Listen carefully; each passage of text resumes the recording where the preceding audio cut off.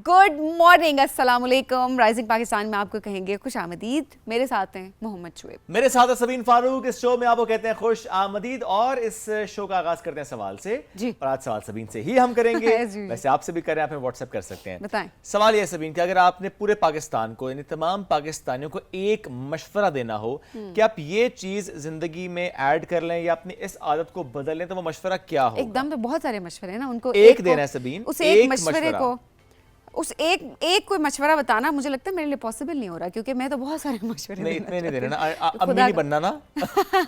एक मशवरा देना है।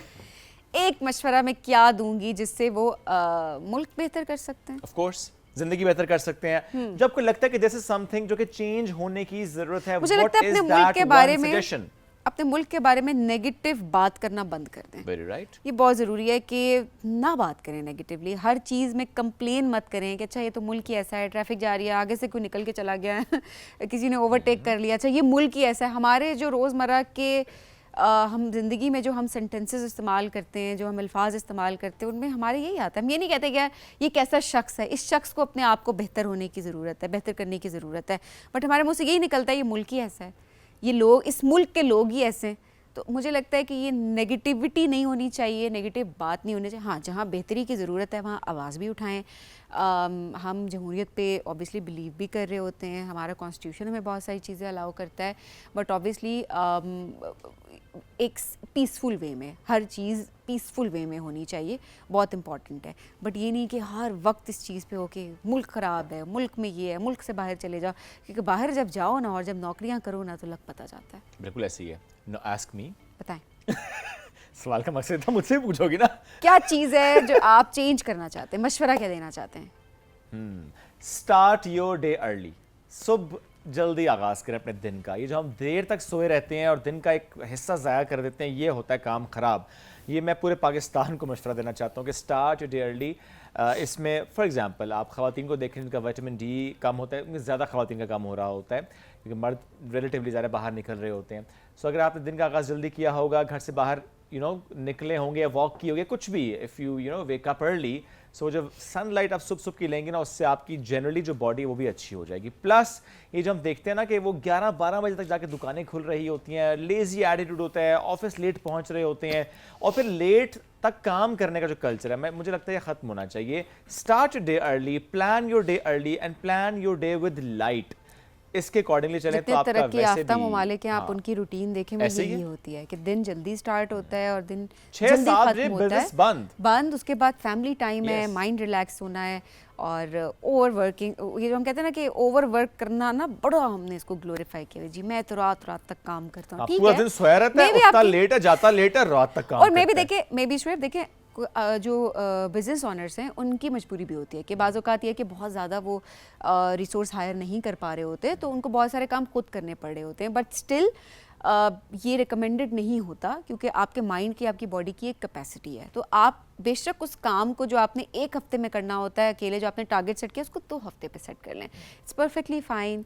उस रेस से आप नहीं आउट होंगे, आप अपनी पेस पे चल रहे होंगे, जो कि बहुत इंपॉर्टेंट है। एब्सोल्युटली, हाँ। लेकिन इसमें कुछ लोग ऐसे, बल्कि कुछ नहीं, अब तो बहुत बड़ी तादाद है पाकिस्तान में जो कि ई कॉमर्स से जुड़े हैं और जो इंटरनेशनल मार्केट्स में काम कर रहे होते हैं, तो वो उस वक्त के हिसाब से चल रहे होते हैं और उस वक्त के हिसाब से उन्होंने प्लान किया होता है, तो ज़ाहिर है वो एक एक्सेप्शन है मस्त इधर। लेकिन आप ये देखें कि उसमें फिर हेल्थ का थोड़ा सा इशू हो जाता है, तो इसलिए अपने जो हेल्थ है उसको प्रायोरिटाइज करें। एनीवेज, जब हम बढ़ेंगे एक ब्रेक की तरफ, जब ब्रेक से वापस आएंगे तो मेहमान साथ मौजूद होंगे, कराएंगे आपकी उनसे मुलाकात। स्टे विद अस, ये है राइजिंग पाकिस्तान।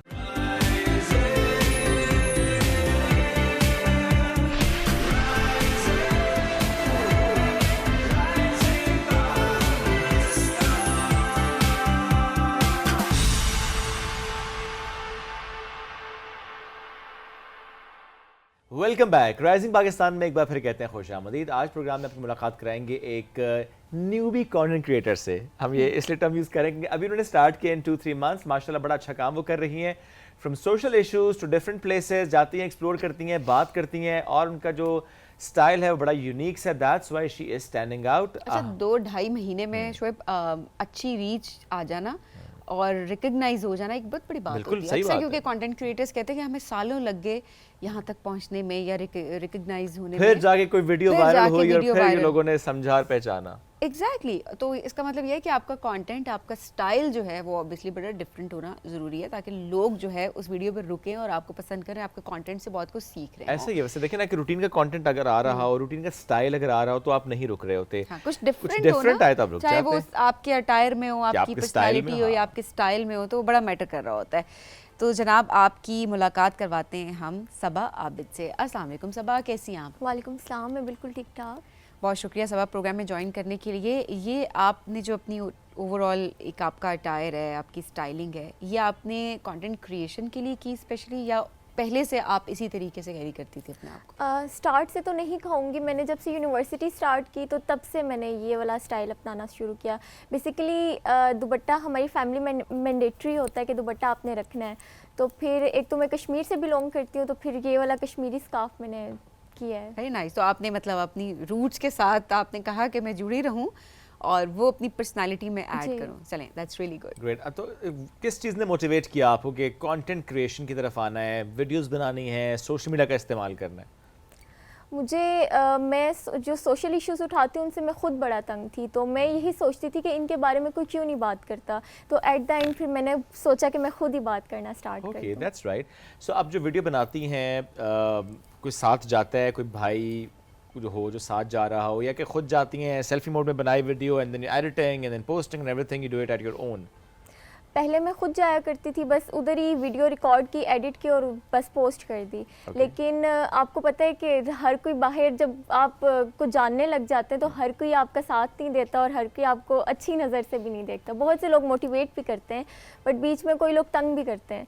तो इसलिए अब मैं जब जाती हूँ तो मम्मा को साथ लेके जाती हूँ या फिर भाइयों को साथ लेके जाती हूँ, लेकिन पहले मैं अकेली जाया करती थी। अच्छा, मतलब ये वाले मसाइल कंटेंट क्रिएटर्स को भी फेस करने पड़ते हैं ओवरऑल के बाहर जाके, बिकॉज बाकी देखिए शुएब 90% मैं बोलूँगी कि अच्छे लोग हैं, लेकिन 10% बीच में कोई ना कोई तो तंग ज़रा करता 10 क्या 1% भी हो तो आपको सेफ्टी अपनी ज़रा करनी ही करनी अच्छा, वो है। सेफ्टी के पर्सपेक्टिव से भी, और वो जो एक डिस्कम्फर्ट सा आ जाता है ना कि Yes. आप बाहर निकलते हैं, आप एक पिक्चर भी लेना शुरू करें तो वो 10 लोग आपको मुड़ के देख लेंगे, हाँ जी पिक्चर ले रहे हैं, मतलब जी। किसी को तस्वीर लेते हुए कभी नहीं देखा। तो आप लिटरली आप खुद कहते हैं कि छोड़ दो, नहीं लेते तस्वीर, रहने देते हैं, देन ऑब्वियसली कंटेंट क्रिएट करना, साथ साथ बोलना, तो वो वैसे ही बड़ा ऑकवर्ड हो जाता है इस मतलब हमारे ऐसे ही है। और culture में। अब तो बहुत से लोग ना टिकटॉकर कह के ये टिकटॉकर आ गई है, तो वो फिर बहुत अजीब सा वियर्ड सा लगता है कि आप मतलब एक तो होता है ना अच्छे अंदाज में आप किसी को अप्रिशिएट कर दो, तो कुछ लोग होते हैं कि बस वो टिकटॉकर का कह दिया कि बस ये टिकटॉकर आ गई है, तो वो चीज़ बड़ी वियर्ड लगती है। हाँ, ये वैसे कुछ अरसे से हुआ है ये टर्म का इस्तेमाल ना, टिकटॉकर इवेंट्स में भी हम देखते हैं, अदरवाइज भी, कि वो जी टिकटॉकर कम्युनिटी या टिकटॉकर ने ये कर दिया। व्हाट डू यू थिंक, आपका अपना ओपिनियन क्या है? देखें, एक प्लेटफॉर्म था, लेकिन जिस तरह से यूज़ हुआ और जिस तरह से कंटेंट आया उसकी वजह से देखें अभी टर्म सामने आई जिसकी वजह से लोग डिस्करेज होते हैं। व्हाट डू यू थिंक, ये क्यों हुआ? टिकटॉक पे ना पहले बहुत सा कंटेंट ऐसा था कि जो कि फैशन से रिलेटेड था, जो कि है अभी भी, फूड से रिलेटेड है, और अगर कोई अच्छा काम भी करेगा तो उसको भी टिकटॉकर ही मैं गलत नहीं समझती, बट कुछ लोग ना गलत सेंस से कहते हैं कि ये तो टिकटॉकर है, तो उनको लगता है कि शायद मैं फैशन वीडियोस बनाती हूँ, जो कि गलत नहीं है।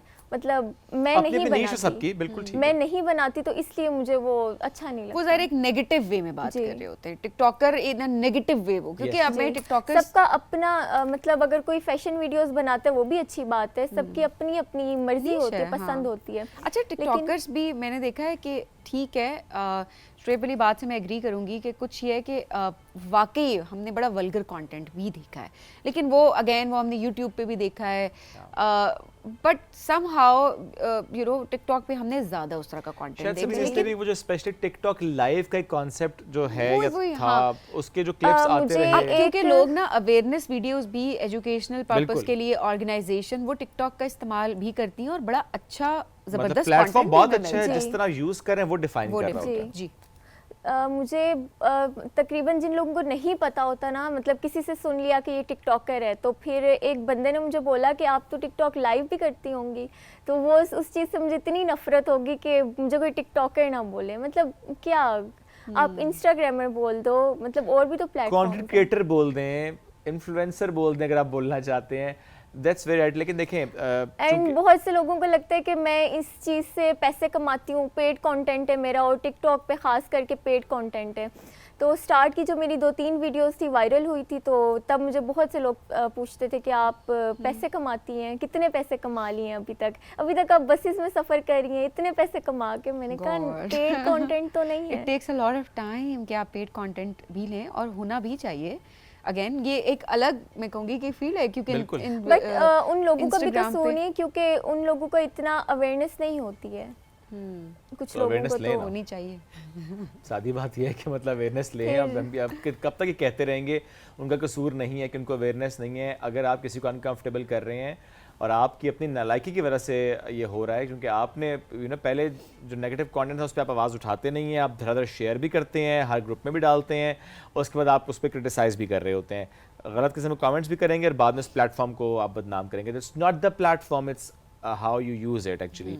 सबा, इतने जो कंटेंट क्रिएटर्स हमारे अब आसपास में नज़र भी आ रहे होते हैं, आपका फेवरेट कौन सा कंटेंट क्रिएटर है जिसको देखकर, जिसका कंटेंट देखकर, स्टाइल देखकर, स्क्रिप्टिंग देखकर, स्टोरी देखकर आप इंस्पायर होती हो? बेसिकली मैं रैंडम लोगों को देखती हूँ, इस तरह से मुझे कोई याद नहीं है कि मैं किसी का नाम लूँ। मैं रैंडम कंटेंट देखती हूँ जो कि मेरे नीच का होता है, कि मैं ये वाला कंटेंट जो मैं खुद बनाती हूँ, तो उसी तरह की वीडियोस मैं देखती हूँ, बट मुझे स्पेसिफिकली नहीं पता कि मैं किसका नाम लूँ। ओके। अच्छा सबा, ऐसे में जब आप कहीं जाती हैं, व्हाट डू यू थिंक, और क्या चीज़ें जो कि आपको मोटिवेट करती है उस मामले में कि अच्छा, एक तो किसी ऑलरेडी कंटेंट क्रिएटर ने कोई वीडियो बनाई होती है, आपको ज़रा देख के समहाउ जाते हैं, समहाउ नई जगह पे भी जाते हैं, खुद जाके उसको एक्सप्लोर करना, महसूस करना और फिर अपने स्टाइल में से करना, वो आपका स्टाइल है? जाके समहाउ कुछ लोग होते हैं जो इंस्पायर हो जाते हैं कंटेंट से, फिर हम समहाउ वही कंटेंट कर रहे होते हैं जाके, बिकॉज हमने बहुत से कंटेंट क्रिएटर्स को देखा, एक जगह पे जाएंगे, सेम कंटेंट करके वापस आ जाएंगे। नहीं, मैं बेसिकली मैं किसी से इंस्पायर्ड नहीं हुई थी, बस मैंने एक इशू देखा जो फर्स्ट मेरी वीडियो थी, मैंने उसको हाईलाइट कर दिया, फिर मेरा वही स्टाइल बन गया कि वही 30 to 40 सेकंड में मसला बताना है और उसको किसी अथॉरिटी को बताना है कि ये वाला मसला है और आप इसको हल कर दें। अच्छा देखिए, जितनी शॉर्ट रील होती है इंस्टा पे, उतने ही ज़्यादा अच्छी रीच आती है, उतना ही लोग रुकते हैं। जितना आप लंबे कंटेंट पे जाते हैं ना, कि लंबी लंबी वीडियोस आप बना रहे हैं, वो यूट्यूब के लिए लोग, हाँ यूट्यूब के लिए ना, लेकिन मैं देखा इंस्टाग्राम पे भी अक्सर लोग होता है कि वीडियो लंबी लंबी बना रहे होते हैं, तो ऑब्वियसली वो इतने, तो आप विद इन 60 सेकेंड्स आप जो वीडियो बनाते हैं ना, वो टू द पॉइंट भी होती है, लोग भी रुकते हैं, क्योंकि ऑब्वियसली हमारा जो अटेंशन स्पैन है वो वैसे ही बहुत कम हो चुका है। तो वही होता है कि आप टू द पॉइंट बात करते हैं, ठक ठक ठक, और वो लोग उसको पसंद करते हैं ओवरऑल। अच्छा जी, अभी तक कौन सी ऐसी जगह है जहाँ पर गई हैं, उसको एक्सप्लोर किया है, अदर देन सोशल इश्यूज, जो आपको बड़ी अट्रैक्ट की और आपको लगा कि नहीं, यहाँ पर video banana it's worth it? अभी रिसेंटली मैं सोबिया महल गई थी, तो मैं इस नियत से नहीं गई थी कि मैं वहाँ पे जाके वीडियो बनाऊंगी। बेसिकली मैं किसी के साथ गई थी। सोबिया महल ये कहाँ पे है? ये भारको से थोड़ा सा आगे है, सिमली डैम रोड की साइड। ओके, और क्या है इसमें? सोबिया महल बेसिकली 1980s में तैयार किया गया था, जो कि परवेज भट्ट हैं, उन्होंने अपनी अहलिया की मोहब्बत में तैयार किया था। अच्छा, जिसे पाकिस्तान का ताजमहल कहा जा रहा है। जी जी। अच्छा। और मेरे लिए सबसे शॉकिंग बात ये थी कि मुझे लगा था कि उनकी जो अहलिया है वो हयात नहीं है। अच्छा। तो माशाल्लाह वो जिंदा है। आपकी मुलाकात हुई? नहीं, वो हमारे जाने से एक दिन पहले लंदन चले गए। अच्छा, तो उन्होंने उनकी मोहब्बत में बनाया है, जी बहुत पहले बना दी है जी, माशाल्लाह। तो ताकि वो अपनी जिंदगी में देख सके ना, मतलब इंसान, मैं वही कहती हूँ कि वक्त पे जो चीज़ हो जाती है वो ज़्यादा बेहतर होती है, कि आप इंजॉय कर सकें, उसको चेरिश करें मोमेंट्स को। वाह क्या बात है। कैसा है सोबिया महल? बहुत प्यारा है, बट अभी उसको तैयार कर रहे हैं, उसका काम चल रहा है, तो कहा जा रहा है कि इसकी ग्रैंड ओपनिंग होगी। तो नहीं, तो 1980 में बना था। 1980s में बना था। अभी तक ओपनिंग नहीं हुई है। ओपनिंग मतलब किसी को पता नहीं था वहाँ पे, अभी भारको के लोगों को भी नहीं पता कि वहाँ पे एक सोबिया महल भी है, क्योंकि बहुत कम लोगों ने शायद उस पे वीडियो बनाई है। लेकिन अब जाके तो वो मतलब आ रहा है नजरों में कि ये है। ओके, और कितने बड़े एरिया पे है और क्या है अंदर उसके, अगर आप थोड़ा सा शेयर कर सकें? मे बी 100 एकर्स पे। ओके, मतलब अच्छे खासे एरिया पे है। और क्या क्या है वहाँ पे? वहाँ पे आपको हर कल्चर देखने को मिलेगा। Okay. मतलब मस्जिद भी है वहाँ पे, डिफरेंट लाइब्रेरीज हैं वहाँ पे, और मैंने सुना था कि वहाँ पे रिसर्च सेंटर भी बन रहे कि लोग आए, स्टूडेंट्स आए वहाँ पे और मोहब्बत को रिसर्च करें, पर्शियन लैंग्वेज और जितनी लैंग्वेजेस हैं उनको रिसर्च करें, उन पे मतलब अपनी ग्रिप बनाए। ओके, और जिन साहब ने बनाया उनसे आपकी इंटरेक्शन जी हुई थी? उनसे हुई है। तो वो क्या उन्होंने क्या बताया इसमें हेल्थ से मुताल्लिक? उन्होंने खुद बताया कि मैंने अपनी जो अहलियाँ उनकी मोहब्बत में ये बनवाया है। उन्हीं के नाम पे भी बनवाया जी है ये? उन्हीं के नाम पे तो बनवाया कुछ है। जगह भी रखी है उनके लिए खास अंदर? जी उन्होंने एक मकबरा भी तैयार किया है जो कि ओए होए। अभी वो हयात हैं, ओके, बट लेकिन उन्होंने डेजिग्नेटेड जगह रखी हुई है? उसके अंदर 2 कब्रें, उनकी कब्रों की जगह रखी गई है कि जब वो इस दुनिया से रुखसत हो जाएंगे तो वहाँ पे उनको दफनाया सही। जाए। अब यू मस्ट विजिट, ठीक है? मैं चाहूंगी कि आप जरा अंदर से एक्सप्लोर करके जी। वीडियो परमिशन लेने के बाद ना तो हम यहाँ पे उसको चलाएं एज अ ठीक। Package. No I am serious about that. नहीं, मेरा प्लान तो हम था दिखाएं वैसे लोगों को। आप खुद विजिट, शुएब सारी दुनिया विजिट करके आ सारी जाते दुनिया, लेकिन मैं मतलब कहीं भी अगर जाना हो तो वी वांट कि आप उसको थोड़ा एक पैकेज क्रिएट करके देन यू नो आप दें तो हम चलाएं। कल चले जाएं। आप जाएं, मैं चाहती हूँ कि आप बना के लेके आएं। अब देखिए राइजिंग पाकिस्तान है, 2 एंकर, अच्छा नहीं लगेगा कि मैं वहाँ नहीं, अकेला it's जाऊँ। okay, वो नाजरीन को पहली नहीं, बता वो दी, माफ मसला कर होता है दिया ना, सबीन, मेरे वो ही लोग माफ पता है कर पहले दिया। मुझे इतनी बातें सुनाते हैं, वो कहेंगे आप सबीन की जगह आपने ले लिया, खैर है, सबीन को खैर आपने है। बिल्कुल वो किया, मैं सबीन को इजाजत बोलने नहीं देती देते। हूँ, मैं इजाजत देती हूँ, आप बस मुबारक। अच्छा सबा, किस तरह से कितने देर में या कोई ऐसी वीडियो थी जिससे जो वायरल हुई और जिससे लोगों ने ज़्यादा फॉलो करना शुरू किया? क्योंकि कंटेंट तो आप बना रहे होते हैं ना, जी। कोई एक वीडियो होती है, कोई एक कंटेंट होता है जो कि वायरल हो जाता है। मेरी फर्स्ट वीडियो जो कि मैंने सोशल इशू पे बनाई थी, वही वायरल हो गई थी? जी वही वायरल हो ओके, गई थी। जबरदस्त। और मैंने इस नियत से नहीं बनाई थी कि ये वायरल हो ही हो, बस मुझे एक इशू लगा, मैंने कहा इसको बताना चाहिए। तो अब हम ऐसे तो नहीं कि अथॉरिटीज़ का नंबर रखेंगे, हमें पता होगा कैसे कांटेक्ट करना है, हमें लेकिन ये तो देखेंगे हम जेंजी, हमें यही पता है कि हमने सोशल मीडिया के थ्रू इंटरेक्ट और फिर देखिए वो जब आप आवाज़ उठाते हैं अथॉरिटी तक पहुंचती है, और ये बड़ी अच्छी बात है कि देखिए एक्शन भी हो रहा था, बिकॉज ज़ाहिर है हमारे डायनामिक्स एंड कुछ ऐसे हैं। डेफिनेटली मुझे अंदाज़ा नहीं था कि इस चीज़ का एक्शन लिया जाएगा। जब मैं उसी रास्ते से दोबारा गुजरी तो मैंने देखा कि वो तो सब कुछ हुआ हुआ है। ज़बरदस्त। चीज़ें देखिए ना, ठीक जब हुई आप आवाज़ उठाते हैं, मौसर आवाज़ उठाते हैं, देखिए बड़ी एक इसमें ना एक फाइन लाइन होती है। समटाइम्स हम ये देखते हैं कुछ लोगों को कि सिर्फ बैशिंग करते हैं, जी। सिर्फ कंटेंट इस नीयत से बनाते हैं कि बस हमने बैशिंग करनी है कि ये देखें जी क्या हो रहा है, ये ऐसे है, ये वैसे है। कुछ लोग होते हैं जो बताते हैं जी ये इशू है, हमारी ये आवाज़ अगर अथॉरिटी तक पहुंच रही है तो प्लीज़ इसको हल करें, और फिर हल होता भी है। So there is always decent way of communicating things जो कि हमें as a responsible content creator के तौर पे भी समझने की ज़रूरत है। तो सबा डेली कोई वीडियो बनाती हैं, फ्रिक्वेंसी डेली वीडियो की रखी हुई है? डेली भी आती रहती है, लेकिन अगर कोई टॉपिक इस तरह का मुझे ना लगे कि इसको ये इशू मतलब सच में है, इसको उठाना चाहिए, तो फिर मिस हो जाता है, skip कर ओके, देती फिर हूँ आप उस दिन वीडियो नहीं बनाती? नहीं। अच्छा, रीच वैसे अगर आप डेली वीडियो ना बनाएं तो रीच आपकी कम होती है, नहीं। नेक्स्ट वीडियो पे नहीं होती? नहीं। अच्छा, सही। अच्छा, उसमें ये भी है कि वो पर्सन टू पर्सन वेरी भी कर रहा होता है। अब अगर आपने शुरू से एक डिफाइन कर दिया अपने इंस्टाग्राम को, बिकॉज आपने ट्रेन कर दिया अपने इंस्टाग्राम के जी। मॉडल को कि जी मैं इस फ्रीक्वेंसी में बनाती हूँ और मेरा कोई सेट पैटर्न नहीं है कि मैं शाम को 6 बजे ही अपलोड करूंगी। ओह वाओ, ऐसे मतलब ऐसे होता है कि हाँ। आप कैसे उसको ट्रेन कर Yes, देते हैं अब अपने आप आप जब मुसलसल एक खास पैटर्न पे चल रहे होते हैं ना, जो कि एक हैप-हैज़र्ड पैटर्न है, तो इंस्टाग्राम उसके अकॉर्डिंगली चलता है फिर। Very nice. तो उसमें ये नहीं होता कि आपने मतलब शुरू से ही आते नहीं खराब करनी चाहिए। इसका मॉरल ऑफ दिस स्टोरी, शुरू से आते मत खराब करें। देखिए हफ्ते इसमें का देखो gap देखिएगा। अक्सर लोग कहते हैं ना जी आप दिन में एक वीडियो लगाएं, कुछ लोग कहते हैं जी आप इतना कंटेंट लगाएं नहीं, आप आपने अपलोड कर दिया, अब ना करें, अपलोड के रीच नहीं है। कि बट आई हैव सीन जैसे सुहेब है इस्लामाबाद ब्यूटी ऑफ पाकिस्तान में, देखता हूँ मुसलसल वो स्टोरीज भी लगाते हैं, कंटेंट भी डालते हैं और रीच आ रही होती है, अच्छा, तो ट्रेन कर दिया ना। इट डिपेंड्स कि आपका कंटेंट भी उस तरह का कंटेंट अच्छा क्या होना है, चाहिए ना, क्योंकि कंटेंट मैटर करेगा। कंटेंट, मुझे यही लगता है कि शायद ना ये डेली अपलोडिंग से ज्यादा कंटेंट मैटर करता है, क्योंकि Absolutely. कंटेंट अच्छा है तो लोग देखेंगे, अदरवाइज लोग नहीं देखेंगे। जी। अच्छा सबा,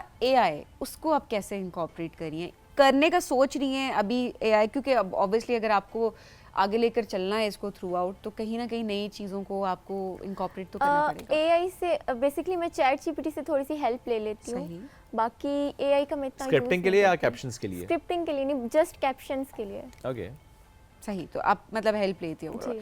एंड क्या गोल सेट किया है? गोल मेरा बेसिकली, मैं मीडिया में आई थी कि मुझे एंकर बनना है। ओके, आपने मीडिया स्टडीज ही पढ़ा हुआ है? मैं स्टूडेंट हूँ। अच्छा, अब पढ़ रही हैं? जी, मैं ज़ेबिस्ट यूनिवर्सिटी की स्टूडेंट हूँ। ओके, और आप एंकर बनना चाहती हैं? जी। Wow, that's great. Very nice. चलें, वी रियली विश के आपका ये ख्वाब पूरा हो। And Thank you. अच्छा है कि रेलेवेंट चीज़ें हैं सारी, आप social media and all that, क्योंकि आप जब एक वो हम कहते हैं ना, शुएब मैं हमेशा यही बात करते हैं कि इट्स अ लाइफस्टाइल। ये एक जो लोग समझते हैं ना कि ये मीडिया जो है वो जॉब है, जॉब तो है, नहीं है। It is a job, but ज़्यादा It's a जो full-time है job. Full time job 24 hour job, लेकिन ये होता है कि इट्स लाइफस्टाइल, आपको अपने उस हिसाब से अपने आप को मोल्ड करना होता है, and you have to be very very very very flexible mentally भी। फ्लेक्सिबल भी, एंड आई थिंक उसमें पैशनेट होना बहुत ज़्यादा ज़रूरी है। अदरवाइज अगर आप यहाँ पे बैठे हो आपका ओ हो मैंने तो 1 घंटा एक्स्ट्रा काम कर लिया, मैंने क्यों कर लिया, कंप्लेनिंग मोड है तो आप नहीं कर सकते, मुश्किल रो हो नहीं जाता है। सकते आप, ठीक है। क्योंकि यहाँ की रूटीन बहुत ज़्यादा डिफरेंट होती है, एंड मैं और सभी हम इसको एंजॉय करते हैं, तो जो भी इस फील्ड में है, इस प्रोफेशन में है, वो इसको एंजॉय करते हैं, तो इसमें पैशन होना है। चाहिए। तो सब आप जब आप एंकरिंग की बात कर रही हैं, तो अभी आपका कौन सा सेमेस्टर चल रहा है? 5th। ओके, सो क्या सोचा है करंट अफेयर्स का एंकर?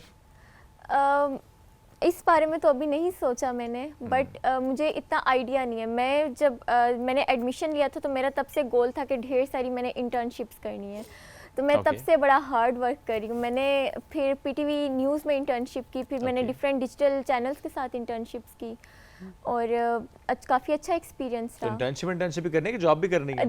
मुझे जॉब ऑफर्स आती हैं, बट मैं करना नहीं चाहती। अभी कैसे कर सकती हैं? मैं Student नहीं हैं, कर नहीं, पढ़ाई- बहुत से लोग नहीं, मैं टाइम नहीं मैनेज कर नहीं, सकती। होता टाइम ही मैनेज है नहीं ना। होता, अदरवाइज तो वी हैव सीन एंकर्स जिन्होंने डिग्री के साथ एंकरिंग स्टार्ट भी Really? किया, वी हैव सीन दैट, सो वो हो बट जाता ये है। start किया? सोशल मीडिया स्टार्ट करने की वजह से मेरा जीपीए गिर गया। ओह अच्छा, ये हुआ है, तो घर से को ताना पड़ा हो और जा फोन चक के बाहर। नहीं, काफ़ी लोग अप्रिशिएट करते हैं, ममा के आगे तारीफ़ करते हैं, बाबा के आगे माशाल्लाह, तारीफ़ माशाल्लाह। करते हैं, और फिर कोई कुछ नहीं कहता, सब जबरदस्त। सपोर्ट करते हैं। Great. चलें, ये अच्छी बात है, सपोर्ट भी ज़रूरी है, पढ़ाई भी ज़रूरी है, क्योंकि पढ़ाई के साथ साथ जब आप डिजिटल पे काम शुरू कर देते हैं तो आप एक तरह से अपनी स्किल ही डेवलप कर रहे होते हैं ना, स्किल डेवलपमेंट भी साथ साथ बड़ी ज़रूरी है। सब विश यू गुड लक, जो आप Thank बनना you. चाहती हैं ज़िंदगी में आप ज़रूर बने, और इसी तरह से पॉजिटिवली कंट्रीब्यूट करें सोसाइटी को अपने प्लेटफॉर्म के थ्रू। नाज़रीन, हम बढ़ेंगे एक ब्रेक की जानिब। Stay ब्रेक पर with us. जाने से पहले सबीन, चूँकि sure. अगस्त का महीना है और इस महीने में हम सेलिब्रेशंस के मोड में हैं, सो हम कोशिश कर रहे हैं कि अपने हर शो में ऐड करें कुछ ऐसा फ्लेवर जिससे आप ज़्यादा कनेक्ट हो सकें। सो जब बात पाकिस्तान की है, जब बात अगस्त के महीने की है और सेलिब्रेशंस की है, तो लेट्स एन्जॉय एन इंस्ट्रूमेंटल जो कि हमारे इस मुल्क के लिए है, मुल्क की मोहब्बत में है। कश्मीर के ज़ाफ़रान ज़ारों से उठने वाले संतूर के सुर जब महकते हैं तो वतन किसी जन्नत से कम नहीं लगता। अली रज़ा के संतूर से जो धुन निकलती है उसमें कश्मीर की आज़ादी की उमंग भी है और पाकिस्तान की सलामती की दुआ भी।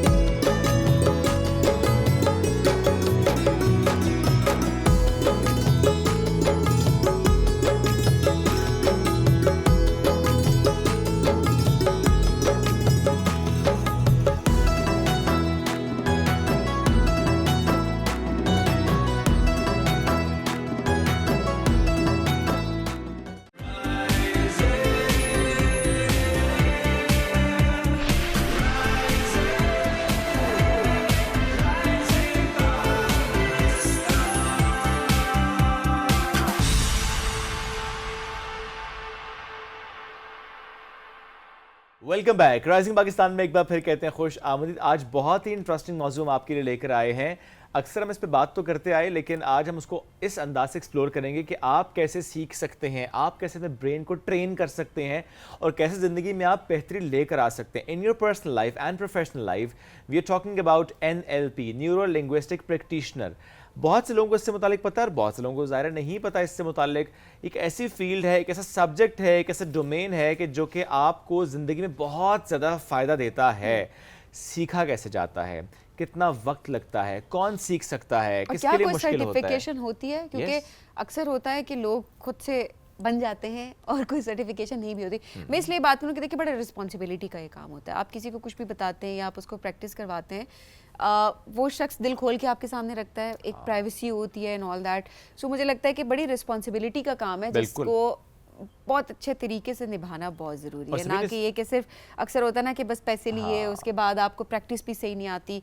तो कितना मुश्किल है इसको सीखना, क्या कोई भी सीख सकता है जिसका इंटरेस्ट हो, और कैसे लोगों की ज़िंदगियां ये बदलता है। तो NLP प्रैक्टिशनर हमारे साथ मौजूद है। बिल्कुल, NLP ट्रेनर मनाहिल हफीज़ ने आज हमें ज्वाइन किया है कि पिछले कई सालों से माशाल्लाह वो ट्रेन कर रही हैं लोगों को, खुद भी उन्होंने ज़ाहिर है इससे मतलब सर्टिफिकेशन की। लेट्स वेलकम हर। अस्सलाम वालेकुम मनाहिल, कैसी हैं आप? वालेकुम सलाम, अल्हम्दुलिल्लाह, I am doing amazing, thank you so much for inviting. Thank you for coming. Manahil, आपका अपना इंटरेस्ट कैसे डेवलप हुआ कि आपने इस सब्जेक्ट की तरफ जाना है, बिकॉज ये पूरा एक सब्जेक्ट है? बिल्कुल। So basically back in time में 2016-17 की बात करूँगी कि एज आई वाज इमर्जिंग में एक टीनेजर से आप एडल्टहुड में जा रहे होते हो। So there was a lot जो आप एक बंदा इन ट्रांजिशन फेजेस में जब होता है तो इमोशनल टर्मोइल और बहुत सारी चीज़ें आप फेस कर रहे होते हो। And at that time I realised कि चलो अगर थ्रॉट इन्फेक्शन हो रहा है तो we are rushing to the doctor, हमें इतनी अटेंशन मिल रही है, सारी चीज़ें। But when I went through certain things I could not find a place कि अब इस चीज़ के लिए मुझे किससे बात करनी है या कहाँ जाना है और who is the expert there. So that was that one thought behind everything that I have been doing for a decade now कि वेयर शुड वन गो। अगर आप एक फॉर एग्जाम्पल एक लंग कैंसर से आपकी डेथ हो रही है तो आपकी तो सुसाइड से भी डेथ हो रही है। If outcome is the same, how और why the procedures are very much missing over there. So ये एक ऐसी thought थी जिससे, because I was a medical student and I did not appear for the medical test just because of this thought, and I switched and I started my journey with psychology. और फिर मैंने उसमें bachelors भी किया, masters भी किया, and then eventually जब आप स्किल सेट के ऊपर जाते हो then there is so much more that you can discover. So एक साइकोलॉजिस्ट या एक साइकियाट्रिस्ट ज़्यादा अच्छा NLP को समझ सकता है? See it's about human behaviour. आप अगर देखिए ना कि आपको कोई अगर बोन का चैलेंज है तो वो एक्सरे पे आ जाएगा, लेकिन आप ह्यूमन माइंड इतनी कॉम्प्लेक्स चीज़ है कि वो आप कभी भी उसको एक प्रिंट आउट के थ्रू नहीं बता सकते okay this is the challenge. So ये बड़ी सब्जेक्टिव सी फील्ड है। अगर आप कहोगे तो कुछ लोग उसको डिसऑर्डर भी डायग्नोज कर देंगे, बट कुछ लोग एक नॉर्मल कोचिंग के थ्रू भी उससे बाहर आ जाएंगे। सो ये एक बड़ा सब्जेक्टिव कन्फ्यूजन है जिसको हम अभी तक देख रहे होते हैं, but at the end when we experts talk about it, it is like where are you getting the results. If the person is getting the results तो उसको लेबल करें नहीं करें, किस प्रोसेस से लेके चल रहे हैं, वो चीज़ डेफिनेटली इंपॉर्टेंट है। बट मोस्टली क्या चीज़ इंपॉर्टेंट है कि हमें रिजल्ट्स निकालने। तो हम मिलके भी काम कर रहे होते हैं, कभी कभी साइकाइट्रिस्ट भी अपना इनपुट दे रहा है, साइकोलॉजिस्ट भी दे रहा है, NLP प्रैक्टिशनर भी दे रहा है। So it can be all taken together. Eight the and हमने क्वालिटी ऑफ लाइफ को इम्प्रूव करना है ना, तो वो हमने अचीव करना है। मनाहिल, कितनी ज़िंदगियाँ अभी तक बदल चुकी हैं? Alhamdulillah, if I talk about these past 8 to 9 years, Alhamdulillah, it has been like 4 to 5,000 people that I've connected with. अब वो definitely हर कोई शायद therapy नहीं लेता, but going for webinars, connecting to international trainers, उनके फिर लोग आपके साथ connect हो जाते हैं। तो ये बड़ा एक expanded network है जिसमें आप लोगों को values add करते रहते हो। अब किसकी life में कितनी value कोई add करवाना चाहता है, that is a decision that everyone will take for कितनी add हुई ये भी I think quantify नहीं हो सकता। Exactly, because ये subjective भी रहता है। We can do a lot, but if the person is willing, results बढ़ते जाएंगे। So that is one thing. Trust है अभी इस फील्ड को लेके अभी भी पाकिस्तान में? एक्सेप्टेंस के पर्सपेक्टिव से? Yes, या जादू समझते हैं? Alhamdulillah, I am very very happy when I say this कि पिछले 4-5 साल में इट हैज़ चेंज्ड अल्हम्दुलिल्लाह। मतलब अगर मैं बात करूँ 2016 की और अब मैं बात करी हूँ 2026 की, so I can see a very drastic change. जब मैंने डिग्री स्टार्ट की तो एवरीवन वाज लाइक कि ये पता नहीं क्या करने लगी हो, you know, and there was a quite a confusion there that what this person is doing in life। एक मेडिकल का स्टूडेंट क्यों एक theoretical एस्पेक्ट पे जा रहा है, but later on you realise कि किसी भी चीज़ के अंदर वैल्यू आपने खुद ऐड करनी होती है, be the cobbler but the best cobbler of the town. So it is about that कि आप कितना इन डेप्थ उस चीज़ को लेके जा सकते हो। और my mission was to put it into my country. मैंने डेफिनेटली बाहर से, सिडनी से, USA से, हर जगह से ट्रेनिंग्स लिए हैं, but my mission is to bring it to my country because यहाँ वो missing है, वहाँ तो it's going really well already, so this is one of the thing। Okay।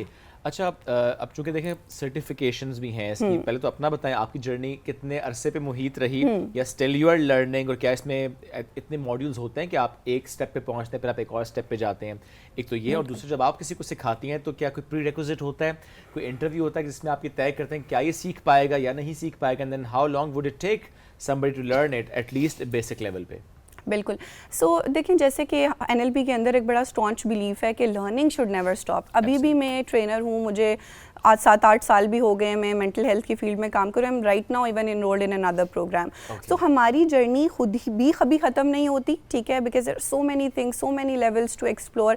और यही चीज़ हम प्रीच भी कर रहे होते हैं from somebody who is actually just taking the first step day 1 into the training, and we say look at us, if we are still learning we would always, अगर मैं आपको कह रही हूँ कि आप लेवल 1 के बाद 2 पे जाओ, तो वाई मैं लेवल 9 के बाद लेवल 10 पे नहीं जा रही, तो वो फिर आपकी वर्ड्स और एक्शंस में जो है वो डिस्क्रिपेंसी वो भी फील करते हैं। So learning is an ongoing process. आपने ये पूछा कि इस ट्रेनिंग को कितना टाइम लगता है, see it is about adaptability also. For example, कोई भी इंसान ऐसे इसको कर सकता है कि वो रिसेप्टिव है, आपकी बात समझ रहा है, you know, he can answer question और शी कैन आंसर क्वेश्चन। मतलब मेरा स्टूडेंट 14 साल से शुरू होके 70 तक भी है, ठीक है।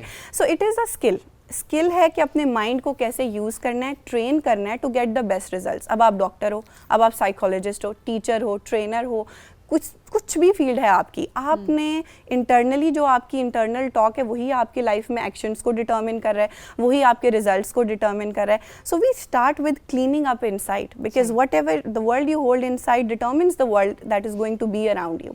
आपकी रियलिटी जो है आप खुद क्रिएट करते हैं। फॉर एग्जाम्पल, अगर मैं सुबह उठ के ये कहना शुरू कर दूँ कि कुछ भी नहीं है, यू नो, जिंदगी बहुत बुरी है, दिस दैट, या दैट इज़ ट्रू, बिकॉज वही मेरी रियलिटी है, मैं उसी फ्रेम से अपनी लाइफ को देख रही हूँ। सो लैंग्वेज किस तरह आपकी रियलिटी को शेप करती है और वही इमोशन फिर क्रिएट हो रहा है। Even if I am living in, you know, a very पोश एरिया, ये वो, लेकिन मैं उठ के कहती हूँ कुछ नहीं है ज़िंदगी में, सो एक्चुअली मेरी रियलिटी ये है कि आई एम नथिंग। और इमोशन क्या है? Sadness. And you see people के वो स्लम्स में भी रह रहे होते, दे लाफिंग, स्माइलिंग, वो खुश हैं, बिकॉज उनकी रियलिटी क्या है? अल्हम्दुलिल्लाह आई एम हैप्पी। तो इंसान अपनी रियलिटी अपनी इंटरनल टॉक से क्रिएट करता है। और NLP ये कहता है कि if you can change what you hold inside you, तो आप अपनी लाइफ में कुछ भी अचीव कर सकते हैं। ओके, यानी इसको मैं अगर आसान लफ्ज़ों में समझूं कि वो जो एक कहते हैं मैनिफेस्टेशन, इस पे ज़्यादा काम के मैनिफेस्टेशन पे हो रहा होता है। अच्छा, बेसिकली देखिए, मैनिफेस्टेशन मुझे थोड़ा of course it can work, लेकिन बात यह है कि क्लैरिटी चाहिए होती है। जो हमारा अनकॉन्शियस माइंड होता है ना, वो क्लैरिटी के ऊपर ऑपरेट करता है। यू नो, आपने एक पिक्चर देख ली बस, और उस पिक्चर को अगर तो वो बहुत एक क्लियर पिक्चर है कि ये इतना मुझे नंबर चाहिए, इतनी मुझे चीज़ें चाहिए, फिर तो बहुत सारी NLP में ऐसी टेक्निक्स हैं जो आपको उस तक ले जाएंगी। But if you are, you know, waking up with a vague picture, मुझे हेल्दी लाइफ गुजारनी है, how, what's the strategy? So NLP break down करता है चीज़ों को बड़ी प्रैक्टिकल एस्पेक्ट से। ये एक और चीज़ है, वेगनेस को ख़त्म कर रहे हैं हम यहाँ पे। अच्छा, कौन कौन से प्रॉब्लम्स हैं जो कि NLP के थ्रू रिजॉल्व किए जा सकते हैं? मेंटल हेल्थ ही है सिर्फ क्या, डिप्रेशन, एंजाइटी, या और भी जो मेडिकल प्रॉब्लम्स हैं वो भी हो सकती हैं इसमें? This is a very good question. देखिए, हर बंदा, चाहे वो मैं हूँ या आप है, हम ज़रूरी नहीं है हमें कोई डिसऑर्डर है या हमें दवाई की ज़रूरत है, लेकिन हर बंदा, आप भी एग्री करेंगे इस बात से कि नेगेटिव थिंकिंग, नेगेटिव इमोशंस जिसमें anger, sadness, fear, guilt, hurt, phobias, ठीक है, आपके पास limiting beliefs, I am not good enough, maybe I am not a good businessman, maybe I will fail in something, या conflicts में ये करूँ या ये करूँ, ये तो हर बंदे की लाइफ का पार्ट है। और ये हम रियलाइज़ नहीं करते, लेकिन एवरी सिंगल डे ये हमें इतना कंज्यूम कर रहा होता है कि जो एनर्जी मुझे 10 टास्क पे लगानी थी वो मैंने 2 घंटा इस इमोशन के साथ, एक नेगेटिव बिलीफ के साथ वो टाइम गुजार दिया। सो एनर्जी को हमने बेसिकली क्या करना है, एनर्जी की डायरेक्शन को बदलना है। That is NLP। आपकी जो एनर्जी इस बैगेज को कैरी करने में लग रही है, राइट, उस एनर्जी को हम डाइवर्ट कर रहे हैं टुवर्ड्स गोल्स एंड टास्क। लेकिन वो कब होगा, जब वो बैगेज क्लियर अप हो जाएगा। तो वो क्लियर अप करना उस बैगेज को, ये NLP का काम है। फिर उसके बाद आप देखें कि आपने बिहेवियर पे काम करना है। जैसे कोई हैबिट है, प्रोक्रेस्टिनेशन आजकल बहुत लोगों का मसला है, वो फॉर एग्जांपल अभी मैंने यहाँ पे एक टॉक करनी थी बट आई वाज नर्वस, तो क्या ऐसी क्विक 2 मिनट की टेक्निक हो सकती है जिसमें मैं एक ऐसी स्टेट में आ सकूँ कि I can perform my best. अभी मेरे पास इतना टाइम नहीं है कि मैं बैठ के एक पूरी इंटरवेंशन करूँ। सो ऐसी quick techniques, rapid ways to perform best, desired state में आना एक अनडिज़ायर्ड स्टेट से। सो इस ट्रिगर्स के ऊपर काम करना। सो बहुत सारी चीज़ें। फिर आपने ये क्वेश्चन पूछा कि मेडिकल साइड पे इसको कैसे ऐड कर सकते हैं। तो अगर एक क्लिनिकल साइकोलॉजिस्ट और वो ये 50+ टूल्स टेक्निक सीख लेता है तो वो अपनी प्रैक्टिस के अंदर इसको ऐड करे, ठीक है, तो क्वालिटी ऑफ लाइफ को इम्प्रूव करे जो भी उसका क्लाइंट है उसके लिए। हमने तो ये भी सुना कि कुछ मुल्कों में एज एन NLP प्रैक्टिशनर काम इस तरीके से होता है कि पेनलेस डिलीवरीज भी हो रही होती हैं। जी। वहाँ पे उनको नहीं उस तरह के इंजेक्शंस लगाए जाते। अब पाकिस्तान में ज़ाहिर भी उस तरह से काम नहीं हुआ। जैसा सभी ने भी सवाल किया ना कि मेडिकल कंडीशंस में कि हम देखते हैं अब तो ब्रेन अवेक सर्जरीज भी हो रहे थे, कुछ ऐसी कंडीशंस होते हैं जब आपको नहीं वो इंजेक्शंस लगाने चाहिए। सो ऐसे में एक NLP प्रैक्टिशनर का वाकई क्या यूटिलाइजेशन हो रही है? बिल्कुल, इट्स रियली अमेजिंग। देखें, बात है माइंड की। पेन, अगर आप हेल्थ साइकोलॉजी को भी स्टडी करते हो ना, तो it is perception of pain. हम पेन को कैसे परसीव कर रहे हैं ये भी हमें उसकी फीलिंग को बता रहा होता है कि मैं किस थ्रेशोल्ड पे पेन को फील कर रहा हूँ। अब NLP के अंदर जो हमने मिल्टन मॉडल जो आता है या हिप्नोसिस की टेक्निक्स हम फर्दर इसमें स्टडी करते हैं, तो हिप्नोटिक पैटर्न्स बहुत यूज़फुल होते हैं। बेसिकली हिप्नोसिस यूज़ किया जा सकता है to be used as a sense of relaxation. जब क्लाइंट रिलैक्स हो जाएगा, जब वो इंडिविजुअल रिलैक्स हो जाएगा, तो उसका पेन का परसेप्शन भी चेंज हो जाएगा, लाशऊर में चला जाएगा, वो अपने हमेशा कंट्रोल में रहता है। देखिए ये एक मिसकंसेप्शन होती है कि मैं किसी के माइंड का कंट्रोल ले सकती हूँ। If it would be like that तो फिर तो हर बंदा बस NLP कर लेता, कुछ भी और नहीं करता, right. You can never be in charge of somebody's mind. लेकिन अगर कोई इंसान ये कहता है yes Manahil I want to change, so I really want to let you navigate me, right. Okay, नहीं वो आपको अलाउ करता है, वो अलाउ करता है। एंड स्टिल अगर मैं कोई ऐसा सजेशन उस हिप्नोटिक स्क्रिप्ट के अंदर ऐड करूँ जिससे वो डिसएग्री करते हैं, so they can completely just reject it कि नहीं ये इससे मैंने रेजोनेट नहीं किया, but the 20 other things you added quickly helped me and they actually worked for me. So ऐसे होता है। तो ये हिप्नोटाइज करना ये क्या होता है? ये अगर आपने मूवीज देखी होंगी तो आपका बड़ा गलत कॉन्सेप्ट इस पे बन जाएगा। पेंडुलम होता है, उसको घुमाते हैं, उसको देख रहे सो होते हैं। Actually hypnosis is not like that. जैसे कि मैंने ये कहा कि you are always in charge of your mind and state, ये आपका हमेशा रहेगा। बट हिप्नोसिस बहुत ज़्यादा हेल्प कर रहा है वेट लॉस में, इवन स्मोकिंग के जिनके चैलेंजेस हैं उनको बहुत हेल्प कर रहा है, बॉडी इमेज प्रॉब्लम्स हैं, स्ट्रेस, एवरीथिंग। क्योंकि जब आप अलाउ करते हो अपने ट्रेनर को, प्रैक्टिशनर को टू नेविगेट यू, सो वो उस स्टेट में आपके माइंड के अंदर पॉजिटिव न्यू नेटवर्क्स बना सकता है, you know, through the use of language. सारी चीज़ अगर ये न्यूरो लिंग्विस्टिक प्रोग्रामिंग है तो it is language, power of, और यही तो आपको एक एनिमल से डिफ्रेंशिएट करता है, लैंग्वेज, राइट। तो ये लैंग्वेज और कॉग्निशन, ये दोनों चीज़ें एक जानवर के पास नहीं है, वो इंसान के पास है, and that gives them an entitlement to become अशरफुल मखलूकात। बाकी क्या है, खा रहे हैं, पी रहे हैं, सो रहे हैं, काम कर रहे हैं, इट्स वेरी सिमिलर। लेकिन कॉग्निशन और लैंग्वेज जो न्यूरो लिंग्विस्टिक प्रोग्रामिंग है, ये वो चीज़ है कि जो सिर्फ एक इंडिविजुअल के पास होती है। ये कहा जा सकता है कि NLP बेसिकली आपको ये सिखाती है कि आपने खुद अपने माइंड को कैसे कंट्रोल करना है, ना कि ये कि आपका माइंड आपको कंट्रोल, क्योंकि ज़्यादातर यही होता है कि हमारा माइंड हमें कंट्रोल कर रहा होता है कि मेरा दिमाग ये कह रहा है अभी। एग्जैक्टली। सो आपने अपनी थॉट्स को अलाइन करके अपने माइंड को कंट्रोल करके और उसके थ्रू एक्ट करना। बिल्कुल, आपने बहुत अच्छे से इसको समझा। बेसिकली ये जितनी भी टेक्निक्स में हम आपको ट्रेनिंग प्रोवाइड करें, ये यही है कि आप अपना चार्ज अपने हाथ में ले लें, you know, be the driver of your bus. It is all about that, because some people are like पता नहीं मुझसे तो हो नहीं रहा, या मेरे से खुद ही से ये थॉट्स आ रही हैं। सी, थॉट्स खुद से आती ज़रूर हैं, आप उसके बाद क्या स्टेप लेते हो, that changes everything. So NLP वो थॉट या परसेप्शन जो आपका बन गया है, उसके आगे आप उसको क्या मीनिंग दे रहे हो अपनी लाइफ में, ये NLP आपको सिखाते हैं। तो ये सारे टूल्स एंड टेक्निक्स इसीलिए हैं कि you can reframe life and look at it with a different meaning and perspective. अगर आप एक डिफरेंट फ्रेम से उसको देखोगे तो आपके लिए उसका बिल्कुल इंटायर परसेप्शन ही चेंज हो जाएगा। बिल्कुल। क्या NLP आपके कम्युनिकेशन स्किल्स को बहुत बेहतर कर देता है? देखिए, बहुत सारे लोगों के तो कम्युनिकेशन स्किल्स इसलिए ख़राब होते हैं because they not confident, they have a fear of being judged. You know, अभी मैंने रिसेंटली एक केस डील किया जिसमें एक बहुत चाइल्डहुड में एक इंसिडेंट की वजह से that person was stuck into you know कि मैं परफॉर्म नहीं कर सकता एक स्टेज के ऊपर, वो हंस रहा था, वो कुछ कह रहा था। सो बेसिकली अगर जब मैंने जो क्लीन अप वर्क की बात की थी, अगर हम वो कर लें ना, तो वो फियर्स को जब आपने ओवरकम कर लिया तो आधे से ज़्यादा मसले तो वहीं पे हल हो जाते हैं। क्या मैं अच्छा कम्युनिकेट नहीं कर सकता, या एक बिलीफ के साथ वो रह रहा है। सो हम जब क्लीन अप वर्क करते हैं तो कम्युनिकेशन का भी मसला होती ही नहीं है। देखें, जाके इंग्लिश लैंग्वेज का एक कोर्स कर लेना, इसमें क्या मुश्किल है, नॉट अ प्रॉब्लम। आप यूट्यूब पे ही कर लें, इतनी फ्री चीज़ें आपके लिए। तो क्या चीज़ रोक रही है? वो फियर कि मैं कर भी लूँ तो मैं कहीं जाके कुछ कर नहीं सकता। तो आपने उस फियर को क्लीन अप करना है। Exactly. So we work on what's behind rather than other than that. क्या है कम्युनिकेशन? कुछ भी नहीं। आपने कोई लैंग्वेज सीखनी है, आप सीख सकते हो। मोटिवेशन भी तो लैक करते हैं ना कि मोटिवेट नहीं हो रहे हम कि हमने उठना है, हमने करना है, जिम के पर्सपेक्टिव से हो जाए, या फिर ऑब्वियसली कोई नई चीज आपने सीखनी है, काम करने के पर्सपेक्टिव से हो जाए, काम करने के पर्सपेक्टिव से हो जाए। बाजू का तो होता है कि दिल का मसला होता है किसी का ना, तो दिल का मसला हल हो जाता है NLP के थ्रू कि आपका दिल अब करेगा काम करने को। Exactly, if you want to. Yes, ऐसे ही है। हम कैसे इसको इंश्योर करते हैं, या जिनके आप देखें ट्रेन करवाती हैं, कोई गलत शख्स इसको ना सीख ले? क्योंकि हमने पाकिस्तान में वैसे बहुत से केसेस देखे हैं कि जब लोगों ने किसी को लूट लिया, कि वो बंदा कहता था कि वो एक शख्स मुझे मिला, उसने मुझसे बातें की, मुझे पता ही नहीं चला, मैंने जेब से सारे पैसे निकाल के दे दिए उसको, मैं घर आया, मुझे तब मालूम हुआ कि ये हुआ क्या मेरे साथ, उसे पता ही नहीं चला। यानी लोग ऐसे भी डील कर जाते हैं। तो बहुत से गलत लोगों ने भी NLP को सीख कर लोगों को लूटाया, नुकसान पहुंचाया। अच्छा, टू बी ऑनेस्ट, जो बात अभी आपने की, that is something that NLP can not do. जैसे कि मैंने आपको कहा कि हमारा टॉक ही या हर इंटरवेंशन से ऐसे स्टार्ट होता है कि आप इंचार्ज हो। सो अगर आप इंचार्ज हो तो how can you basically do your on wrong, ठीक है? सो ये कोई और चीज़ हो सकती है, उसको नेम दे देते हैं कभी कभी कि ये होगा, right? So it is not like that. NLP की ट्रेनिंग ही पूरी इस चीज़ के ऊपर है कि you are dependent on no one but your own self. ये पूरी ट्रेनिंग है।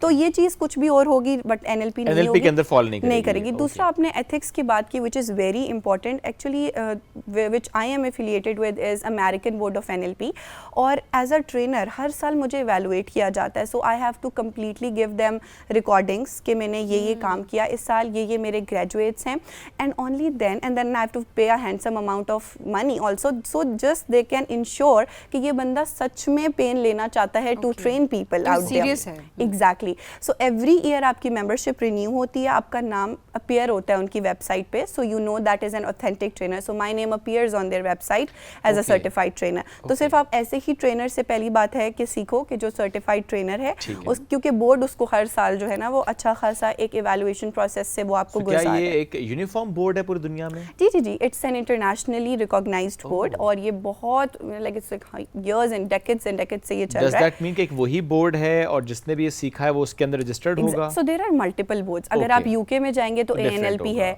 USA में ये, तो हर मुल्क में unfortunately we don't have it because हम एक डेवलपिंग कंट्री में इवॉल्व हो रहे हैं ना, हम इवॉल्व हो रहे हैं, एंड इंशाल्लाह we will soon have certain places like that because बहुत लोग अच्छा काम कर रहे हैं।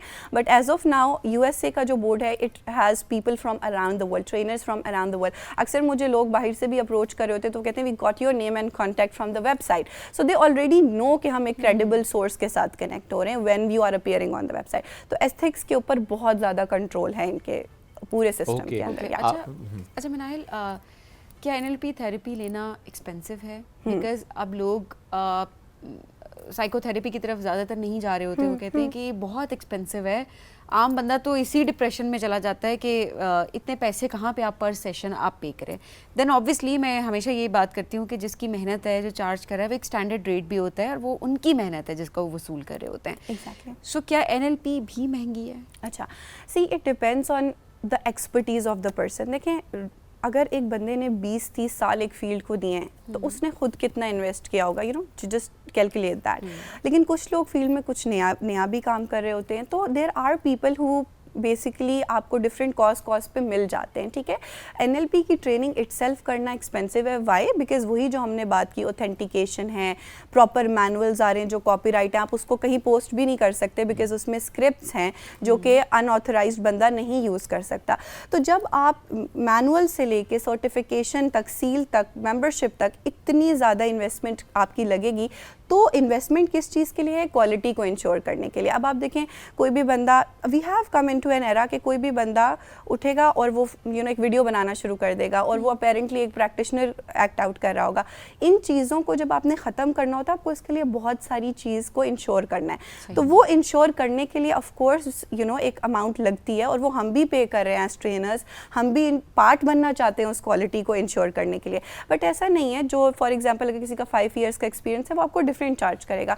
10 ईयर्स का एक्सपीरियंस है, वो डिफरेंट चार्ज करेगा। सेम मेडिकल फील्ड में भी ऐसा ही होता है, हर फील्ड में ऐसा ही होता है कि on the basis of expertise you can very on how much you charge a person. अच्छा, ये एक ऐसा प्रोफेशन है जिसके बहुत कम लोग अभी इसमें हैं, सो थोड़ा सा लोग इम्प्रेस भी ज़रा जल्दी हो रहे होते हैं। तो आपकी फैमिली में ऐसा होता है, किसी गैदरिंग में बैठे हुए लोग तो इम्प्रेस हो रहे हैं, फिर साथ ही कि हमारा फलाना मसला हल कर दो, हमारा वो डर निकाल दो, ये एंग्जाइटी ख़त्म कर दो, डिप्रेशन ख़त्म कर दो, कुछ बताओ, हम पैसे ज़्यादा कमाएं, हमारे दिमाग में कुछ करो ऐसा। तो ऐसे सवाल आते हैं। बिल्कुल, आई थिंक ये तो बहुत शुरू से ही शुरू हो जाता है कि मेरा जहन पढ़ के बताओ, but it is actually not possible. अगर ऐसे होता तो फिर सब साइकोलॉजी की डिग्री करता है, इट्स एक्चुअली नॉट पॉसिबल। लेकिन देखें, कुछ एरियाज़ ऐसे हैं जिसमें आप जनरली लोगों को गाइड कर सकते हो, that can be your family, that can be your friends. But when it comes to coaching, when it comes to when people are telling you their deep down challenges and problems, तो वहाँ पे हमारा पहला oath ये होता है कि हमने अपने एसोसिएटेड लोगों के साथ काम नहीं करना, राइट? जी जी, डेफिनेटली, बिकॉज देखिए थेरेपी में उसने अपने ट्रॉमास को, and maybe you are a part of that as well, so वो डेफिनेटली वो चीज़ कभी लेकर ही नहीं आ सकेगा। सो अगर this is a simple rule, अगर मैं किसी की टाइमलाइन का पार्ट हूँ, टाइमलाइन मीन्स देयर जिंदगी के किसी भी हिस्से में, या टाइमलाइन, तो I can not be there, because जब मैं उनके साथ एक टाइमलाइन थेरेपी की टेक्निक्स है जो हम करते हैं, when I am gonna send them back and they will visualise me at some portion, वो उसको एसोसिएट करेगा उस चीज़ से। So we never take therapy, coaching, whatever you want to call it, for your loved ones, for the people you are associated with. We only go with people जो stranger है, ताकि वो बहुत कंफर्टेबल हो और हम उसका एक नया पिक्चर डेवलप करें, रादर देन द परसेप्शन जो हमारी किसी भी बाइस्ड वजह से होगी। कहीं ना कहीं वो आपके दिमाग में रहती है और वो प्रैक्टिस में भी आती है, वो प्रोजेक्ट होती है। बिल्कुल सही, बिल्कुल ऐसा ही है। मिनाहिल, ज़बरदस्त काम आप कर रही हैं, एंड माशाल्लाह इसी तरह से आगे बढ़ती रहें और ज़िंदगियां बदलें, क्योंकि बहुत ज़रूरी होता है कि आपने कैसे ज़िंदगी को बदलना है ओवरऑल। बट लास्टली हम ज़रूर ये भी पूछना चाहेंगे कि सोशल मीडिया पर रिस्पॉन्स ओवरऑल कैसा आता है? लोग रीच आउट करते हैं, एंड देन ऑब्वियसली कुछ कमेंट्स होते हैं जो कि आपको बड़ा मोटिवेट करते हैं, एंड देन कुछ कमेंट्स ऐसे होते हैं जो आपको डीमोटिवेट भी करते हैं। सो कैसे अपने आप को आप खुद भी इस दौर में, डिजिटल दौर में ट्रेन करती हैं कि आप पॉजिटिव रहें? अल्हम्दुलिल्लाह, I think NLP has played a very vital role for me, ठीक है, बिकॉज मैं हमेशा एक इंसान को ऐसे देखूंगी कि ये उसका परसेप्शन है, जो भी एक्सपीरियंसेस उसके साथ लाइफ में रहे हैं, ही is not basically looking at me, but he is just giving a picture of what ever he has been through और शी हैज़ बिन थ्रू। तो एक्सेप्टेंस, वो स्पेस देना बहुत आसान हो जाता है। बट अल्हम्दुलिल्लाह, बिकॉज एक लेगेसी आपकी डेवलप होती जाती है जब आप लोगों के साथ काम करते हैं। अभी हर टाइम मुझे रेफरल्स रिसीव हो रहे होते हैं कि फ़लाँ ने हमें आपका बताया, फ़लाँ ने हमें, तो अब अल्हम्दुलिल्लाह वो स्टेज आ गई है when people are reaching out with knowledge and they know about you. तो ऑफ कोर्स फिर भी कभी 2-3 ऐसे केसेस आएंगे कि ये ऐसे नहीं हो सकता, वैसे नहीं हो सकता। So see, we are not here to prove to anyone, ठीक है। अगर आप विलिंग हो, आप काम करना चाहते हो, I will step in all full energy के साथ। अगर आपको लगता है कि ये चीज़ काम नहीं करेगी या नहीं करती, it's okay, just step out. आपकी चॉइस है ना, फिर सीधी सी बात है। मतलब जो चाइल्डहुड ट्रॉमास होते हैं किसी के, क्योंकि देखें इस पे तो बात बहुत कम होती है, इलाज भी नहीं कराया जाता इसका। मैं इसलिए इलाज का वर्ड यूज़ करूँ कि आप पूरी ज़िंदगी गुजार देते हैं उसके साथ और आप नहीं उसको ट्रीट करते और आपकी पूरी ज़िंदगी मुतासिर होती है उसके साथ। It could be anything actually.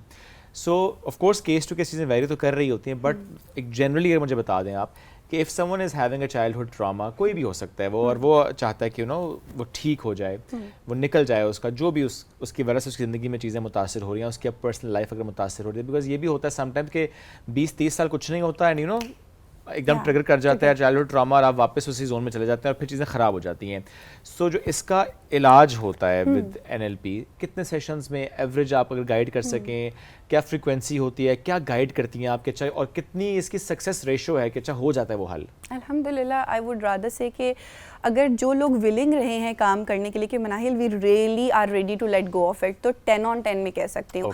Because इतनी ज़्यादा मल्टीपल टेक्निक्स को हम कंबाइन करें, जैसे कि मैं आपको रफली बता रही हूँ कि 50+ टेक्निक्स हैं। अगर एक ने आपको 80% रिजल्ट दिया तो दूसरी ने 90 दे दिया, 100, तो वो एक कंबाइंड होलिस्टिक अप्रोच के थ्रू हम काम कर रहे होते हैं। जहाँ तक बात है चाइल्डहुड की, every person is shaped because of childhood.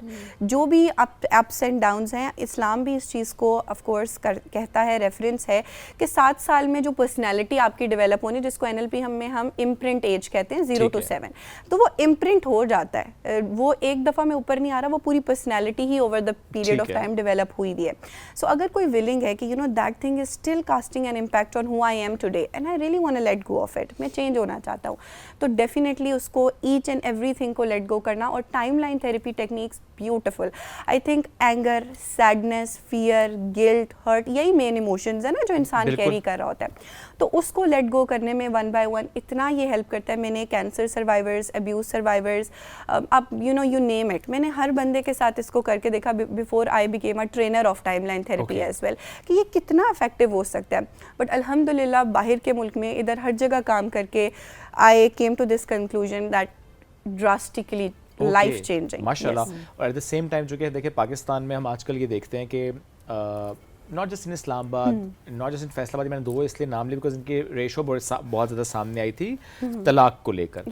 सो इसलिए मैं ये सवाल आपके सामने रख रहा हूँ कि कपल थेरेपी जो आपको लगता है कि अगर किसी को ये महसूस होता है कि हमारा रिलेशन से हम मुतासिर हो गया, और मैं तो समझता हूँ कि जब आपके अंदर ये भी फीलिंग आ जाए ना कि आप उसको बेहतर करना चाहते हैं, तो that first step is amazing कि आपने सोचा, रियलाइज़ किया कि आप इसको फिक्स करना चाहते हैं, वरना तो लोग ये सोचते ही नहीं है।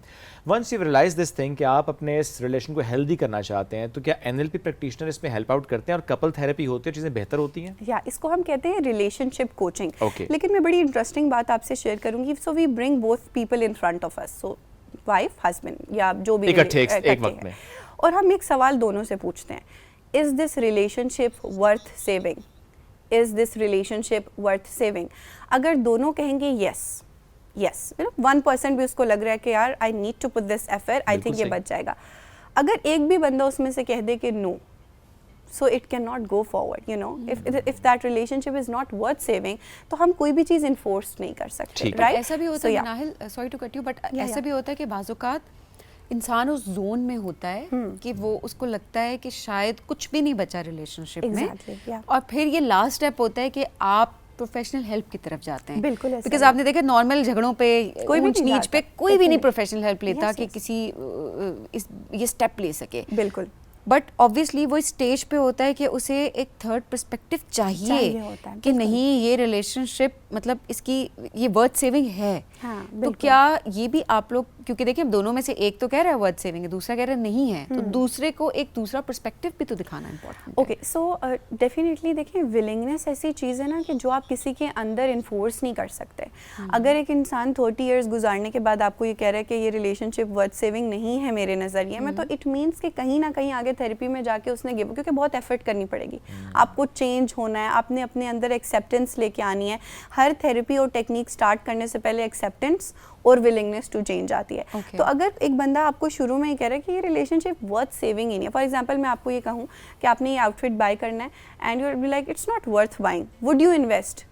The answer is no, actually. The answer is no. You would not invest कि भाई जब इसकी वर्थ नहीं है तो मैं इसको क्यों ही कंसिडर करूँ, right? It's not worthy for me. So relationship comes at a very sensitive, area. अगर मैं ये कह रही हूँ कि ये relationship worth saving नहीं है, and हम इस question को बड़ा light mode पे लेके जाते हैं. Considering everything that you have been together, you would have good moments, you would have bad moments. Do you still think? Or do you think that this relationship? I think वो देखें जब दोनों वहाँ पर बैठे और ये दोनों ये कह रहे हैं कि fine, no matter what और जितने भी issues हो गए, but हम इसको बचाना चाहते हैं, तो उसके बाद ज़रा फिर थेरेपी है। वो ये वाली चीज़ है ना, पॉइंट यहाँ पे यही है कि थर्ड पर्सपेक्टिव यही होता है कि आप ये बताएं कि आपने सब कुछ जो ज़िंदगी आपने साथ गुजारी, अच्छे बुरे सारे वक्त, तो ये एक पर्सपेक्टिव है जो आप दे रे हैं, एंड देन डिसीजन जो है वो अगले Exactly, बंदे कि का है आपको कि फिर वो भी उसके लगता बाद भी बचाना चाहता है कि नहीं बचाना करता है। चाहता लेकिन है ऐसा relationship। इसमें कुछ केसेस ऐसे होते हैं कि उनको पता होता है कि my husband is not gonna come to therapy. तो ऐसे बहुत लोग इंडिविजुअली आते हैं कि मेरी मैरिज अच्छी नहीं चल रही, मुझे अपने लिए कोचिंग लेनी है। तो मैंने ऐसी बहुत, स्पेशली थोड़ा सा ये स्टिग्मा है कि men are very reluctant to it. तो थोड़ा सा एक कल्चरल एस्पेक्ट है कि how you can cry when you are a male, और उसको अभी हम निकालने की कोशिश, अल्हम्दुलिल्लाह मेरे अब मेल स्टूडेंट्स भी इंक्रीज होते जा रहे हैं। बट मैं आपको अगर रेशो बताऊं तो इट्स लाइक कि 10 में से 8 फीमेल्स होंगी, 2 मेल्स होंगे या 1 मेल होगा, ठीक है। तो वो अडेप्टेबिलिटी का चैलेंज है, बट इंशाल्लाह we'll overcome that also over the period of time. तो अलग अलग से केसेस आते हैं कि मेरी मैरिज में ये प्रॉब्लम्स है, तो मैं अपने ऊपर अपने अंदर रेजिलियंस डेवलप करना चाहती हूँ, मैं खुद को बेहतर करना चाहती हूँ। तो वो पर्सपेक्टिव है, देखना नहीं है तो ये बात भी ऐसे जो कि दूसरा मेरी अंडरस्टैंडिंग इसमें ऐसे है कि हमारे यहाँ जनरली ये परसेप्शन डेवलप कर दिया गया है कि मर्द गलत नहीं होता, वो ठीक है। अब वो जब परसेप्शन ही ये होगी तो मर्द कहाँ जाएगा थेरेपी के लिए फिर? अब देखें जो आप बात करें कि खातून आती है और वो कहते हैं कि ठीक है बड़ा इशू है, हस्बैंड नहीं आ रहा थेरेपी के लिए, मेरे अंदर रेजिलियंस आ जाए, मैं अपने को बेहतर कर लूँ। हो सकता है वो ऑलरेडी बहुत बेहतर हो, बिल्कुल ठीक हो, मसला स्पाउस में हो, लेकिन हमने डेवलप ऐसा करा दिया है। एक मसला ये भी होता है शुएब कि हमें ये कहा जाता है कि बर्दाश्त औरत को करना है। तो ये भी एक चीज़ होती है कि हमें पता है कि मर्द गलत है, मर्द को खुद भी पता है कि वो गलत है, लेकिन समहाउ ये चीज़ इस तरीके से हमारे दिमागों में डाल दी गई है, मर्द के भी और औरत के भी, कि बर्दाश्त औरत को करना है। तो यहाँ पर एक डिफरेंस क्रिएट होता है। बस इसमें जो आपने कहा ना, मर्द को भी पता वो गलत है, मुझे लगता है कि ये बात नहीं है। बहुत सारी दफ़ा पता होता है शुएब, बहुत सारी दफ़ा उनको पता होता है कि दे आर रॉन्ग, बट उनको ये है कि कोई नहीं, ऐसे रिलेशनशिप चलते हैं तो औरत को बर्दाश्त करना है। बट दैट मींस अपनी गलती को वो जस्टिफाई कर रहे हैं, बात कर रही हूं, एक्सेप्ट नहीं कर रहे हैं। मतलब thank you very much, so great to have you. देखें जिस तरीके से एज एन एनएलपी ट्रेनर आप काम कर रही हैं और जिस तरह से एनएलपी के फ़वाइद हैं हमारी सोसाइटी में, मेट बी और जो दिमाग की कोई गिरा होती है जैसे आपने खोलना होता है, कोई स्ट्रेस एंग्जाइटी, कोई ऐसा डिप्रेशन, कोई चाइल्डहुड ट्रॉमा, और इसके साथ जो मेडिसिन की फील्ड में इसके फ़वाइद हैं, अदरवाइज भी आपकी इन कम्युनिकेशन स्किल्स में, प्रोफेशनल लाइफ में जो इसकी सपोर्ट आपको मिलती है, तो इट्स वेरी ग्रेट कि चीज़ें हैं। हाँ, अगर हम इसको अडेप्ट करें, सीखें, एक्सेप्टेंस हो, चीज़ों को बेहतरी के तौर पे हम लेके, अच्छा हमें चीज़ें बेहतर करनी है, क्वालिटी ऑफ लाइफ को हमें इंप्रूव करना है। एक ब्रेक की तरफ जा रहे हैं, ब्रेक से वापस आएंगे, रहिए साथ। ये है rising Pakistan.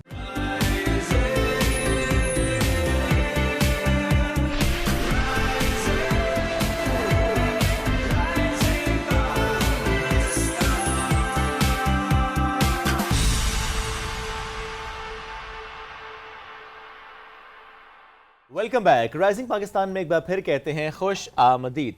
Online fraud, harassment, इससे कैसे बचा जाए, इस पर ज़्यादा बहुत दफ़ा बात होती आई है, लेकिन अब पाकिस्तान में जिस तरीके से काम हो रहा है और इदारों की सतह पर हो रहा है, आज हम उससे मुतालिक बात करेंगे। थोड़ा अंडरस्टैंड भी करते हैं ये जो फ्रॉड्स हो रहे होते हैं, इसमें हमें पता ही नहीं होता समहाउ कि अच्छा उसका एविडेंस कैसे आपके पास होना चाहिए, कैसे आपने उसको रिपोर्ट करना है, कैसे उसको परसू करना है।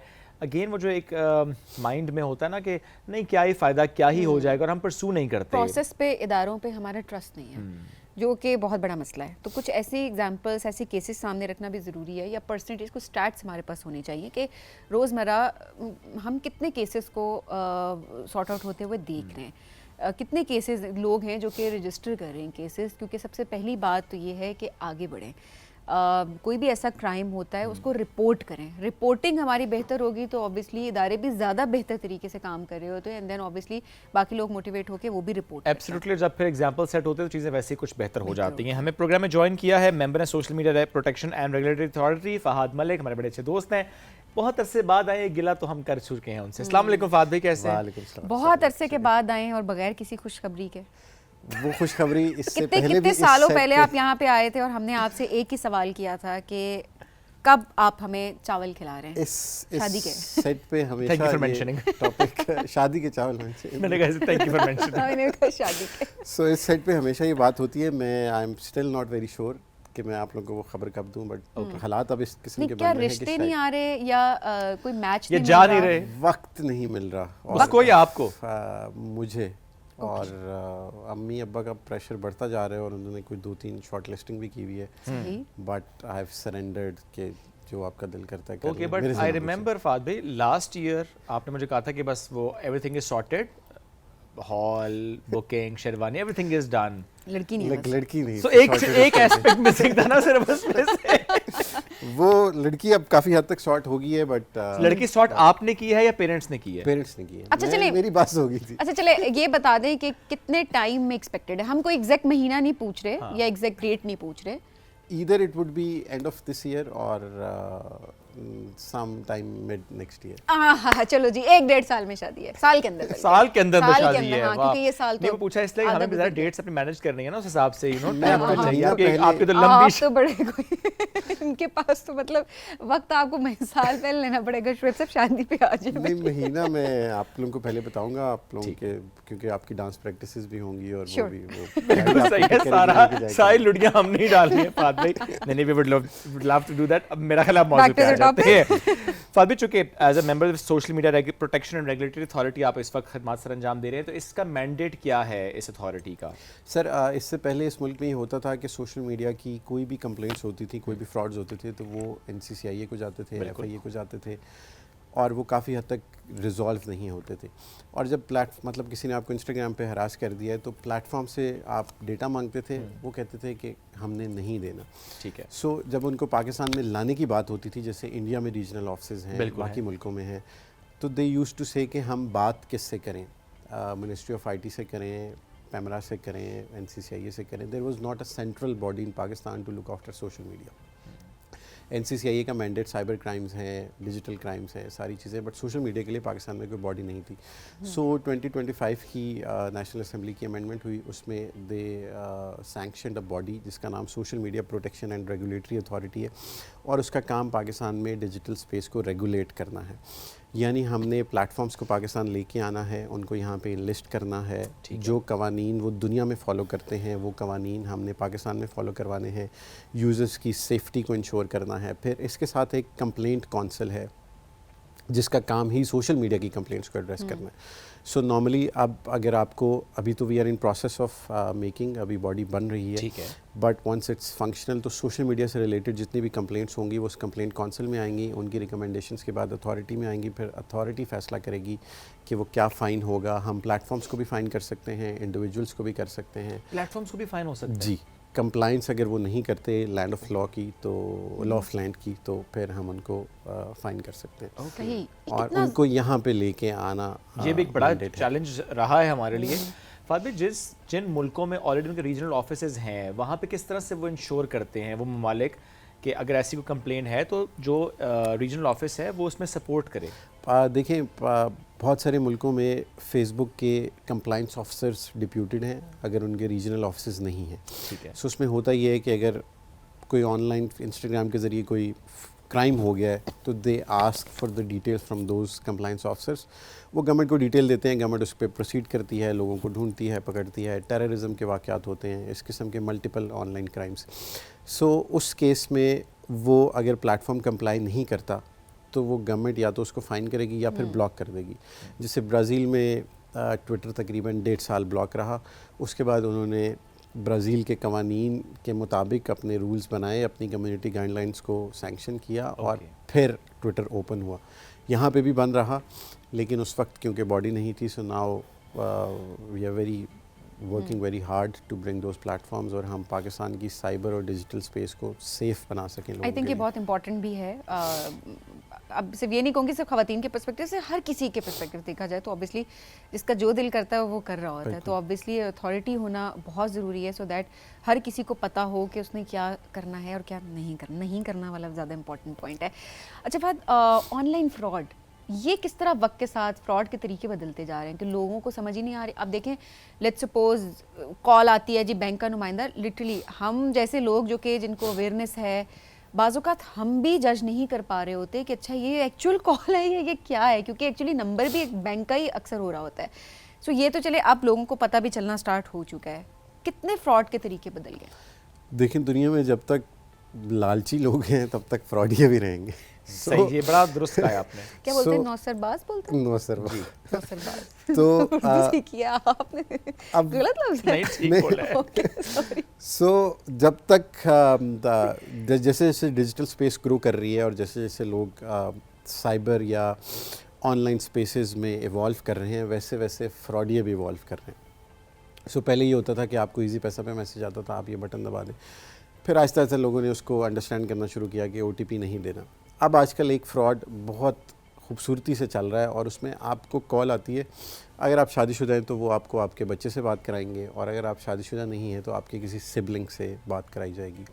और उसमें एक बंदा रो रहा होगा, वो कहेगा मुझे इन्होंने पकड़ लिया है, मुझे इन्होंने पकड़ लिया है, मुझे मार रहे हैं। आवाज़ तो डिफरेंट आवाज़ रोते हुए ना लगता है कि ओके, वो आवाज़। सेम है, हमारे सही। बहुत अच्छे दोस्त हैं, वो ड्रामों में आते हैं और वो इस्लामाबाद बेस्ड हैं, तो वो ऊपर वाले पोर्शन में सो रहे थे और नीचे उनकी फुप्पो थी, और उनको कॉल आई कि ऐसे हमने आपके बेटे को पकड़ लिया है और इसके लिए 25,000 रुपये इसी पैसा अकाउंट में भेज दें। तो फुप्पो ने पैनिक किया, उन्होंने, क्योंकि वो ख़ुद ऑनलाइन यूज़ नहीं करती थी चीज़ें, तो उन्होंने अपने हाउस हेल्प को बुलाया कि इसको इस अकाउंट में पैसे डाल दो। तो उसने इत्तफाकन पूछ लिया कि क्यों डालने हैं, तो उन्होंने कहा, उन्होंने ऐसे उसको पकड़ लिया, वो तो ऊपर सोया हुआ है, गाड़ी बाहर खड़ी हुई है, वो तो यहीं पे। तो she was about to send them money. फिर इसी तरह कराची में हमारे एक दोस्त के साथ हुआ, उनका बच्चा स्कूल जा रहा था और उसके पास फ़ोन शो नहीं होता था, तो रास्ते में बस बच्चे की कॉल आई कि मुझे पकड़ लिया है। बाद में उन्होंने स्कूल में चेक किया तो बच्चा स्कूल में था, बट उस वक्त तक वो पैसे भेज चुके थे। सो ये एक बहुत चल रही है। फिर नॉर्मली आपको ना हर चीज़, अगर कोई चीज़ इंटरनेट पे फ्री मिल रही है, फ्री में मूवीज़ डाउनलोड कर लें, आपका फ़ोन इन्फेक्टेड है, इस किस्म के जो ऑनलाइन स्कैम्स होते हैं, they urge you to perform that action immediately. Okay. वो रेड फ्लैशेस आ रहे होते हैं कि जल्दी कर लें, आपका फ़ोन इन्फेक्टेड है, ये ऐप डाउनलोड कर लें, आपके फ़ोन में ओ वायरस है। रिमेंबर, मैंने भी आपसे एक शेयर किया जी, था, जी। और वो तो ऐसे लग रहा था कि वो, मतलब मैं, आपकी तो एक्सपर्टीज़ है इसमें, बट मैं वही बता रही हूँ कि अवेयरनेस होने के बावजूद कि इस तरह के फ्रॉड्स हो सकते हैं, मैं उसको सच समझ, और मैं फॉर्म फिल करने लगी थी, और मैं अगर वाकई उस लिंक को क्लिक कर देती तो मेरा पूरा अकाउंट हैक हो जाता, बिल्कुल। या मेरा फ़ोन हैक हो जाता। फ़ोन हैक हो जाता। अब फ़ोन हैक की तरफ भी मैं आता हूँ। सो आपको वो अर्जेंसी क्रिएट करते हैं कि आप कोई ऐप डाउनलोड कर लें, कोई लिंक क्लिक कर लें। जब आप लिंक क्लिक करते हैं, उससे दो चीज़ें होती हैं। एक तो ये कि उस पर ऑटो डाउनलोडर लगा हुआ होता है, यानी कि आपने लिंक पे क्लिक किया तो कोई ऐप ऑटोमेटिकली डाउनलोड होगी, और अगर आपके फ़ोन की परमिशंस एक्टिवेटेड हैं, यानी कि हर एंड्रॉयड और iOS में होता है कि अगर आप गूगल से कोई ऐप डाउनलोड, मतलब गूगल क्रोम से कोई ऐप किसी थर्ड पार्टी से डाउनलोड हो तो उसको इंस्टॉल ना किया करने दें। सही। या फिर आपका एक फ़ीचर होता है एंड्रॉयड में प्ले प्रोटेक्ट, उसको अगर इनेबल किया हुआ हो तो जब तक प्ले स्टोर से ऐप नहीं डाउनलोड होगी तब तक वो उसको इंस्टॉल नहीं करने देगा। इसी तरह एप्पल स्टोर पे भी होता है। सो या तो वो ऐप डाउनलोड होती है जब भी आपने कोई third party app without Apple store या गूगल स्टोर डाउनलोड कर ली। इससे होगा क्या, आपने अपने घर का दरवाज़ा खोल दिया। Now that app is part of your phone, उसकी क्या परमिशन हैं आपको नहीं पता। वो आपका डेटा सिंक कर सकती है, वो आपके डेटे को किसी थर्ड पार्टी को ट्रांसफ़र कर सकती है, वो आपके पासवर्ड्स, आपकी स्क्रीन, आपकी टाइपिंग, हर चीज़ को रिकॉर्ड कर रही होती है। दूसरा स्कैम का तरीका ये होता है कि जब आप किसी लिंक पे क्लिक करते हैं तो it takes you to either a page that is looking like Facebook, that is looking like a bank, that looks like Instagram. उस पर आप अपना लॉगिन पासवर्ड डालते हैं। जब भी कभी आपके साथ ये स्कैम हुआ या आपके देखने वालों के साथ, तो जब भी आप किसी ऐसी थर्ड पार्टी वेबसाइट पे अपना लॉगिन और पासवर्ड डालते हैं ना, तो वो आपको रीडायरेक्ट करता है towards a page that is exactly looking like Facebook. ऐसा होता है, yes। मतलब आपने फेक पेज पे जब डाला, क्योंकि वो फेक है, तो वो फेसबुक के या इंस्टाग्राम पे के सर्वर पे होस्टेड नहीं है। सही। सो एक दफ़ा जब आप अपना लॉगिन पासवर्ड डालते हैं तो वो आपको दोबारा ओरिजिनल वेबसाइट पे रेफ़र करता है जहाँ पे आपने दोबारा डालना है।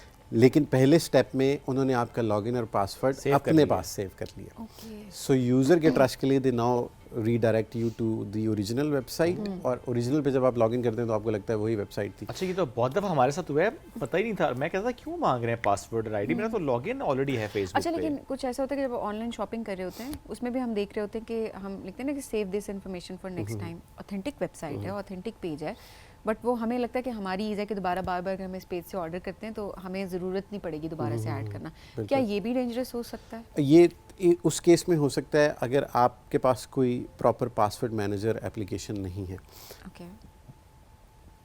अगर आप ब्राउज़र में उसको सेव कर रहे हैं तो आपका जब किसी स्टेज पे कहीं आपने लॉगिन छोड़ दिया, कोई किसी के पास आपकी कुकीज़ का एक्सेस आ गया, तो वहाँ से वो डेटा निकल सकता है। But if you have a password manager installed in your phone, that is a bit more secure. So coming back to the point, जब आपने लॉगिन किया उसके बाद आप उसके पास आपकी डिटेल्स आ गई। अब वो अगर आपके फ़ोन पे 2FA नहीं लगा हुआ, आपका कोई कोड जनरेट नहीं है, तो कोड जनरेटर नहीं लगा हुआ, तो वो आपका अकाउंट लॉगिन करके फिर वही व्हाट्सएप की तरह मैसेजेस आते हैं, मुझे पैसे भेज दो, मैं आईडी आपकी यूज़ हो रही होती है, पैसे कोई और मांग रहा होता है। फिर वो माइक्रो फाइनेंस बैंक्स, पता नहीं नाम तो नहीं ले सकते, लेकिन उसी किस्म की वॉलेट्स के वो एड्रेसेस देते हैं।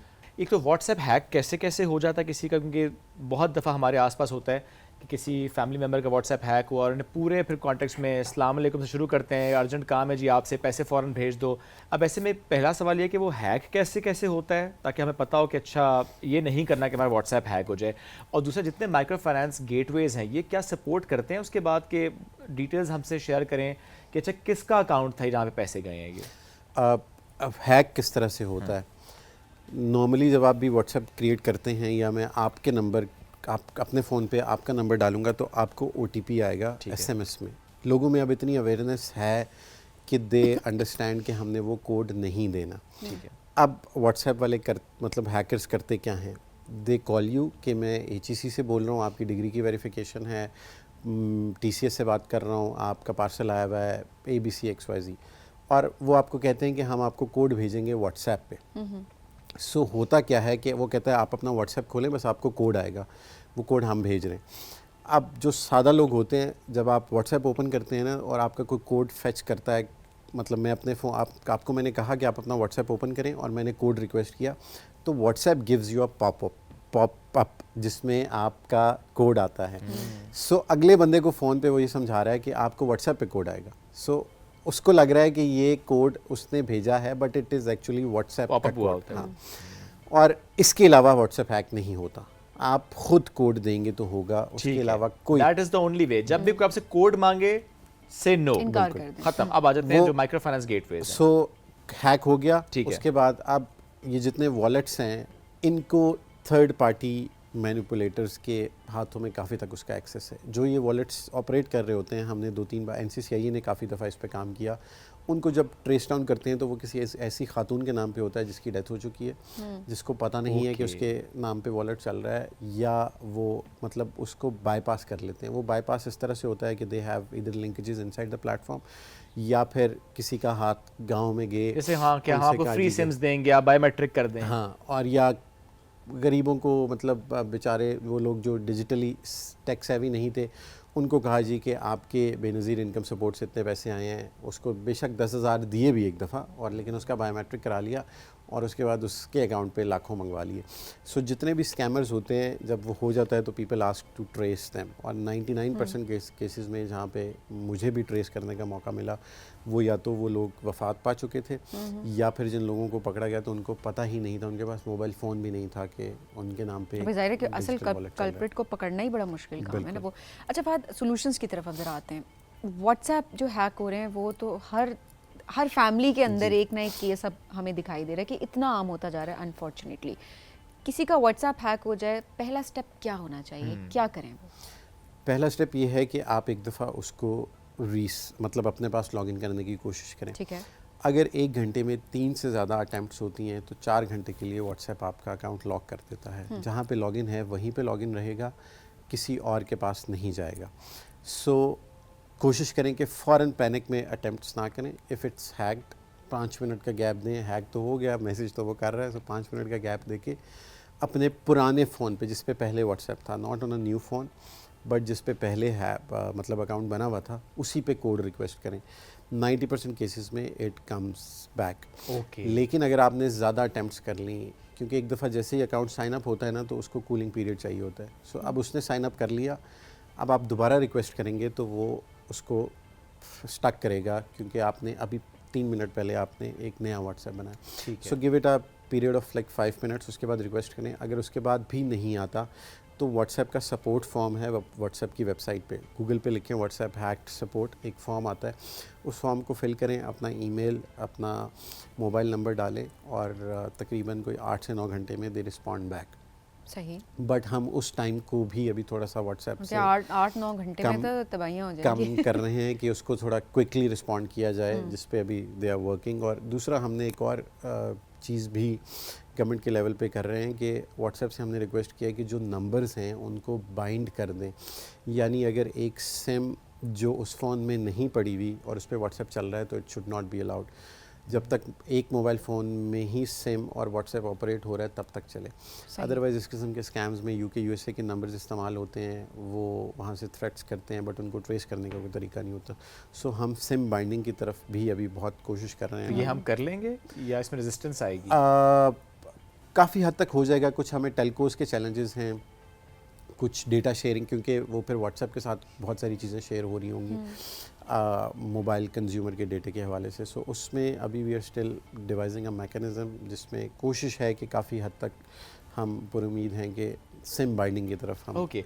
और जिससे पहले आपने कहा कि व्हाट्सएप अगर हैक हो गया है तो सादा जो तरीका वो है कि 5 मिनट इंतज़ार करें जी और दोबारा लॉग इन करें, बिल्कुल आराम से तसल्ली के साथ लॉग इन करें तो 90% केसेस में रिकवर हो जाता है, तो आप सेफ हो जाते हैं। पैनिक में आप बार बार रिक्वेस्ट करते हैं तो वो फिर जल्दबाजी उसको- ना करें, 5 मिनट का इंतजार कर लें। 5 मिनट में वैसे भी चांस है कि नुकसान नहीं हुआ होगा, बट समहाउ फिर भी। और ये तमाम लोगों के लिए भी, जब भी आपसे कोई भी आपका जानने वाला, आपके रिलेटिव्स, फ्रेंड्स, कोई भी अपने व्हाट्सएप नंबर से भी मैसेज कर रहा है और कह रहा है जी अर्जेंट है, एक तो हमें लैंग्वेज से अंदाज़ा हो जाता है कि अच्छा वो उसका अंदाज़ बात करने का ये नहीं था, या तो कॉल कर लें फ़ौरन, कोई पैसे मांगते कॉल ही कर लें। पहली बात ये। दूसरी बात है कि ना ही दें उस टाइम पे, थोड़ा बहाना कर लें, 6-8 घंटे ले लिया करें, पैसे बच जाएंगे आपके भी। वैसे भी जब दे रहे हैं वापस कोई नहीं आने होते। अल्लाह शुएब। अच्छा बात, ईमेल्स भी हैक हो रही हैं अब। वो भी हम देख रहे हैं कि काफ़ी इजीली वो हैक होना शुरू हो गया। हालांकि हमें लगता था कि शायद ईमेल कौन ही हैक करेगा, किसी को क्या ही ज़रूरत है। सो ये क्या हम गलतियाँ करते हैं अपने अकाउंट में प्राइवेसी के लिहाज से कि ईमेल्स इजीली हैक होते हैं? देखिए, जब भी आप कोई भी वेबसाइट ओपन करें उसके शुरू में HTTPS/ उसके बाद वो URL स्टार्ट होता है। सो ज़्यादातर हैकर्स, या इसको फ़िशिंग कहते हैं, कि एक वेबसाइट ओरिजिनल की तरह दिखती है लेकिन ओरिजिनल होती नहीं है। सो फ़िशिंग के जितने अटैक्स होते हैं वो किसी थर्ड पार्टी पे होस्टेड होते हैं।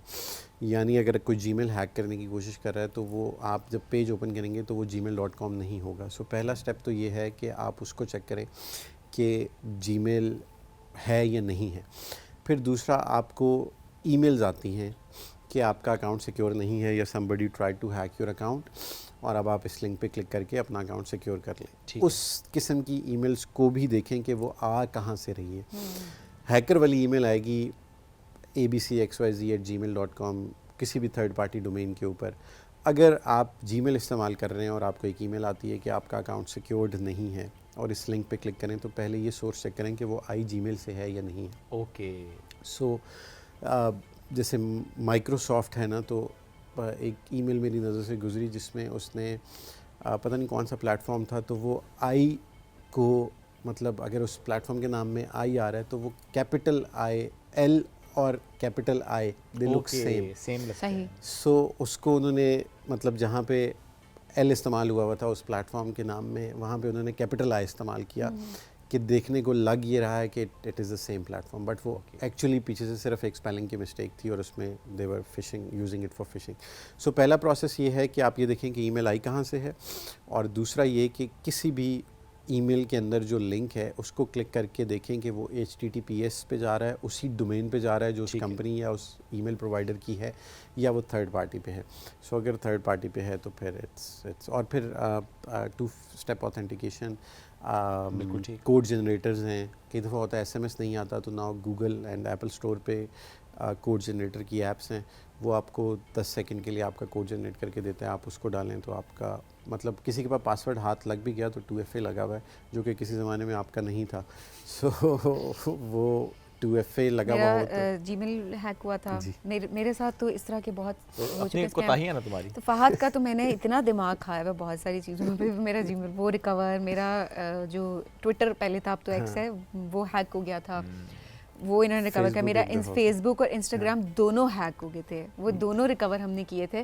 सो मैं तो बहुत ज़्यादा इन उससे गुजरी हूँ। तो अब जो मेरा फ़ोन है वो इन्हीं चीज़ों से भरा हुआ है, ऑथेंटिकेटर, कोड जनरेटर। आपने मुझे सब कुछ जो है वो डाउनलोड, तो मैं काम करना, पैसे वैसे मेरे पास रखवा दो ताकि टेंशन ना हो ना कि तुम्हारे पास रखवा दूं? हाँ, ओके, टेंशन खत्म हो जाएगी। टेंशन बढ़ जाएगी। फातिह, जो अक्सर हम देखते हैं कि हमारे कार्ड से भी पैसे कट जाते हैं, PS ट्रांजैक्शंस हो जाती हैं। The other day I was talking to somebody, Apple payments कुछ हुई नहीं, हालांकि he is not using Apple phone. So ये क्या होता है? बिकॉज कोई OTP नहीं आया, कहीं कार्ड की डिटेल्स एंटर नहीं की हैं और कटिंग हो जाती है, ये क्यों होता है और इससे कैसे बचा जाए? देखिए इसमें दो तरह के केसेस हैं। एक तो ये कि जो भी आपके कार्ड का डेटा है वो किसी न किसी प्लेटफॉर्म के थ्रू किसी के Okay. हाथ लग गया, ठीक है। उसमें इंसाइडर्स भी इन्वॉल्व होते हैं, बहुत सारे केसेस हैं। और जैसे आप अब अगर आपको एक वॉलेट की तरफ से कॉल आती है कि आपके अकाउंट में मतलब आप गलती से मैंने पैसे भेज दिए, ठीक है। और आपके पास कोड आएगा, वो कोड आप डालेंगे तो मुझे पैसे वापस आ जाएंगे, लेकिन अब उसको ये इन्फॉर्मेशन कि इस अकाउंट में इतने पैसे पड़े हुए हैं जिसकी वो ट्रांजैक्शन करा रहा है, ये किसी ने तो उसको दी है ना। सो उसमें बहुत सारे केसेस में इनसाइडर्स आर इन्वॉल्व, जो बताते हैं कि इस अकाउंट में इतने पैसे पड़े हैं, इस अकाउंट में इतने पड़े हैं, इससे इतने मांगोगे तो ये दे देगा, या ये इतने अरसे से इनएक्टिव अकाउंट है। सो एक तो ये है कि इनसाइडर इन्फॉर्मेशन होती है कार्ड्स के लिए। दूसरा ये कि आप जब भी ऑनलाइन परचेज़ करें, अगेन वो आप वाला पॉइंट कि it asks you to save your card information, do not do that. वो ना सेव करें। सही। और मैं तो हर 3-4 महीने बाद अपना एटीएम ब्लॉक कराता हूँ, उसको नया इशू करा लेता हूँ, क्योंकि वो कभी किस सब्सक्रिप्शन में डला हुआ है, कभी किस सब्सक्रिप्शन में डला हुआ है, और वो फिर इट्स ऑलवेज अ रिस्क। नहीं तो लेकिन नेटफ्लिक्स और फूड डिलीवरी ऐप्स जो हैं उनमें तो हमारी इन्फॉर्मेशन सेव्ड ही जी है जी, ऑलरेडी। अच्छा वो is it सेव्ड है। safe? App is saved. जैसे कोई नई ऐप है ना, उस पर अगर आप डालेंगे तो जब तक अगर उसके कोई बहुत ज़्यादा डाउनलोड्स नहीं है तो it would always be a risk कि वो एक शॉपिंग की जो ओरिजिनल कंपनी है उसके जैसे दिखती हुई ऐप शायद आपको नजर आए और आप अब उसमें आप डाल दें। कॉम्प्रोमाइज डाटा हो जी, जाएगा। ऐप्स आर सिक्योर्ड, जो बड़े प्लेटफॉर्म्स की आप बात कर रही हैं दे आर ठीक सिक्योर्ड, है। लेकिन जब आप ब्राउज़र में ट्रांजैक्शन कर रहे हैं, when you are using it in on laptop या गूगल क्रोम पे आप बाय कर रहे हैं, तो उसमें सेव ना करें, क्योंकि कोई अब तो क्रोम को हैक करना थोड़ा सा मतलब मुश्किल तो है, बट आसान इस तरह से हो गया कि दे आस्क यू टू, मतलब आप उस लिंक पे क्लिक करते हैं तो वो क्रोम की एक्सटेंशन डाउनलोड हो जाती है। ओके। आपको पता नहीं होता, बट वो एक्सटेंशन डाउनलोड होगी और वो एक्सटेंशन आपकी कुकीज़ का डाटा, आपकी हिस्ट्री, वो सारा सिंक कर रही होती है किसी Okay. थर्ड पार्टी सही। सर्वर पे। सो उसमें आपके सेव्ड पासवर्ड्स, आपकी कार्ड्स की डिटेल्स, आपकी browsing habits, each and everything. So Chrome वाला ये अभी जनवरी में इट केम आउट, फिर क्रोम ने एक अपना एक वो बेसिकली वो एक बग को एक्सप्लॉइट कर रही थी एक्सटेंशन, ठीक है। फिर उन्होंने मार्च तक वो अपना बग रिजॉल्व किया, और अभी मैंने टेस्ट नहीं किया, बट वो 3 महीने बड़े थ्रॉटल के साथ लोगों का डेटा सेट जा रहा था। ओके, सही। बचना आपने खुद है जी, विजिलेंट रहना बड़ा ज़रूरी है। किसी फ्रॉड से बचने के लिए सबसे इंपॉर्टेंट है कि अपने होशो हवास में आप रहें, ताकि आपका डाटा कॉम्प्रोमाइज़ ना हो रहा हो। जिस तरीके से फ्रॉड हो रहा है, बिकॉज फादर ने बड़ा अच्छा कहा कि यू नो नए नए तरीके आते रहते हैं, तो आपने भी ज़रा अप टू डेट रहना है, कौन सा नया तरीका आ रहा है। अपने कार्ड को सेव रखें, पासवर्ड सेव रखें, अपने OTP शेयर ना करें। व्हाट्सएप खुदा ना खास्ता है कुछ, क्योंकि आजकल वो ज़्यादा हो रहा है, तो do not panic, wait for 5-6 minutes, re log in, चीज़ें बेहतर हो जाती हैं। Fahad, thank you very much, साथ मौजूद थे आप और इस बहुत अहम मौजूद हमसे गुफ्तगू कर रहे थे। नाज़रीन, इसी के साथ आपसे लेंगे अब इजाज़त, हमारा वक्त ख़त्म हो गया इस शो का। दोबारा मुलाकात कल करेंगे, बहुत सा ख्याल रखें, अल्लाह हाफ़िज़।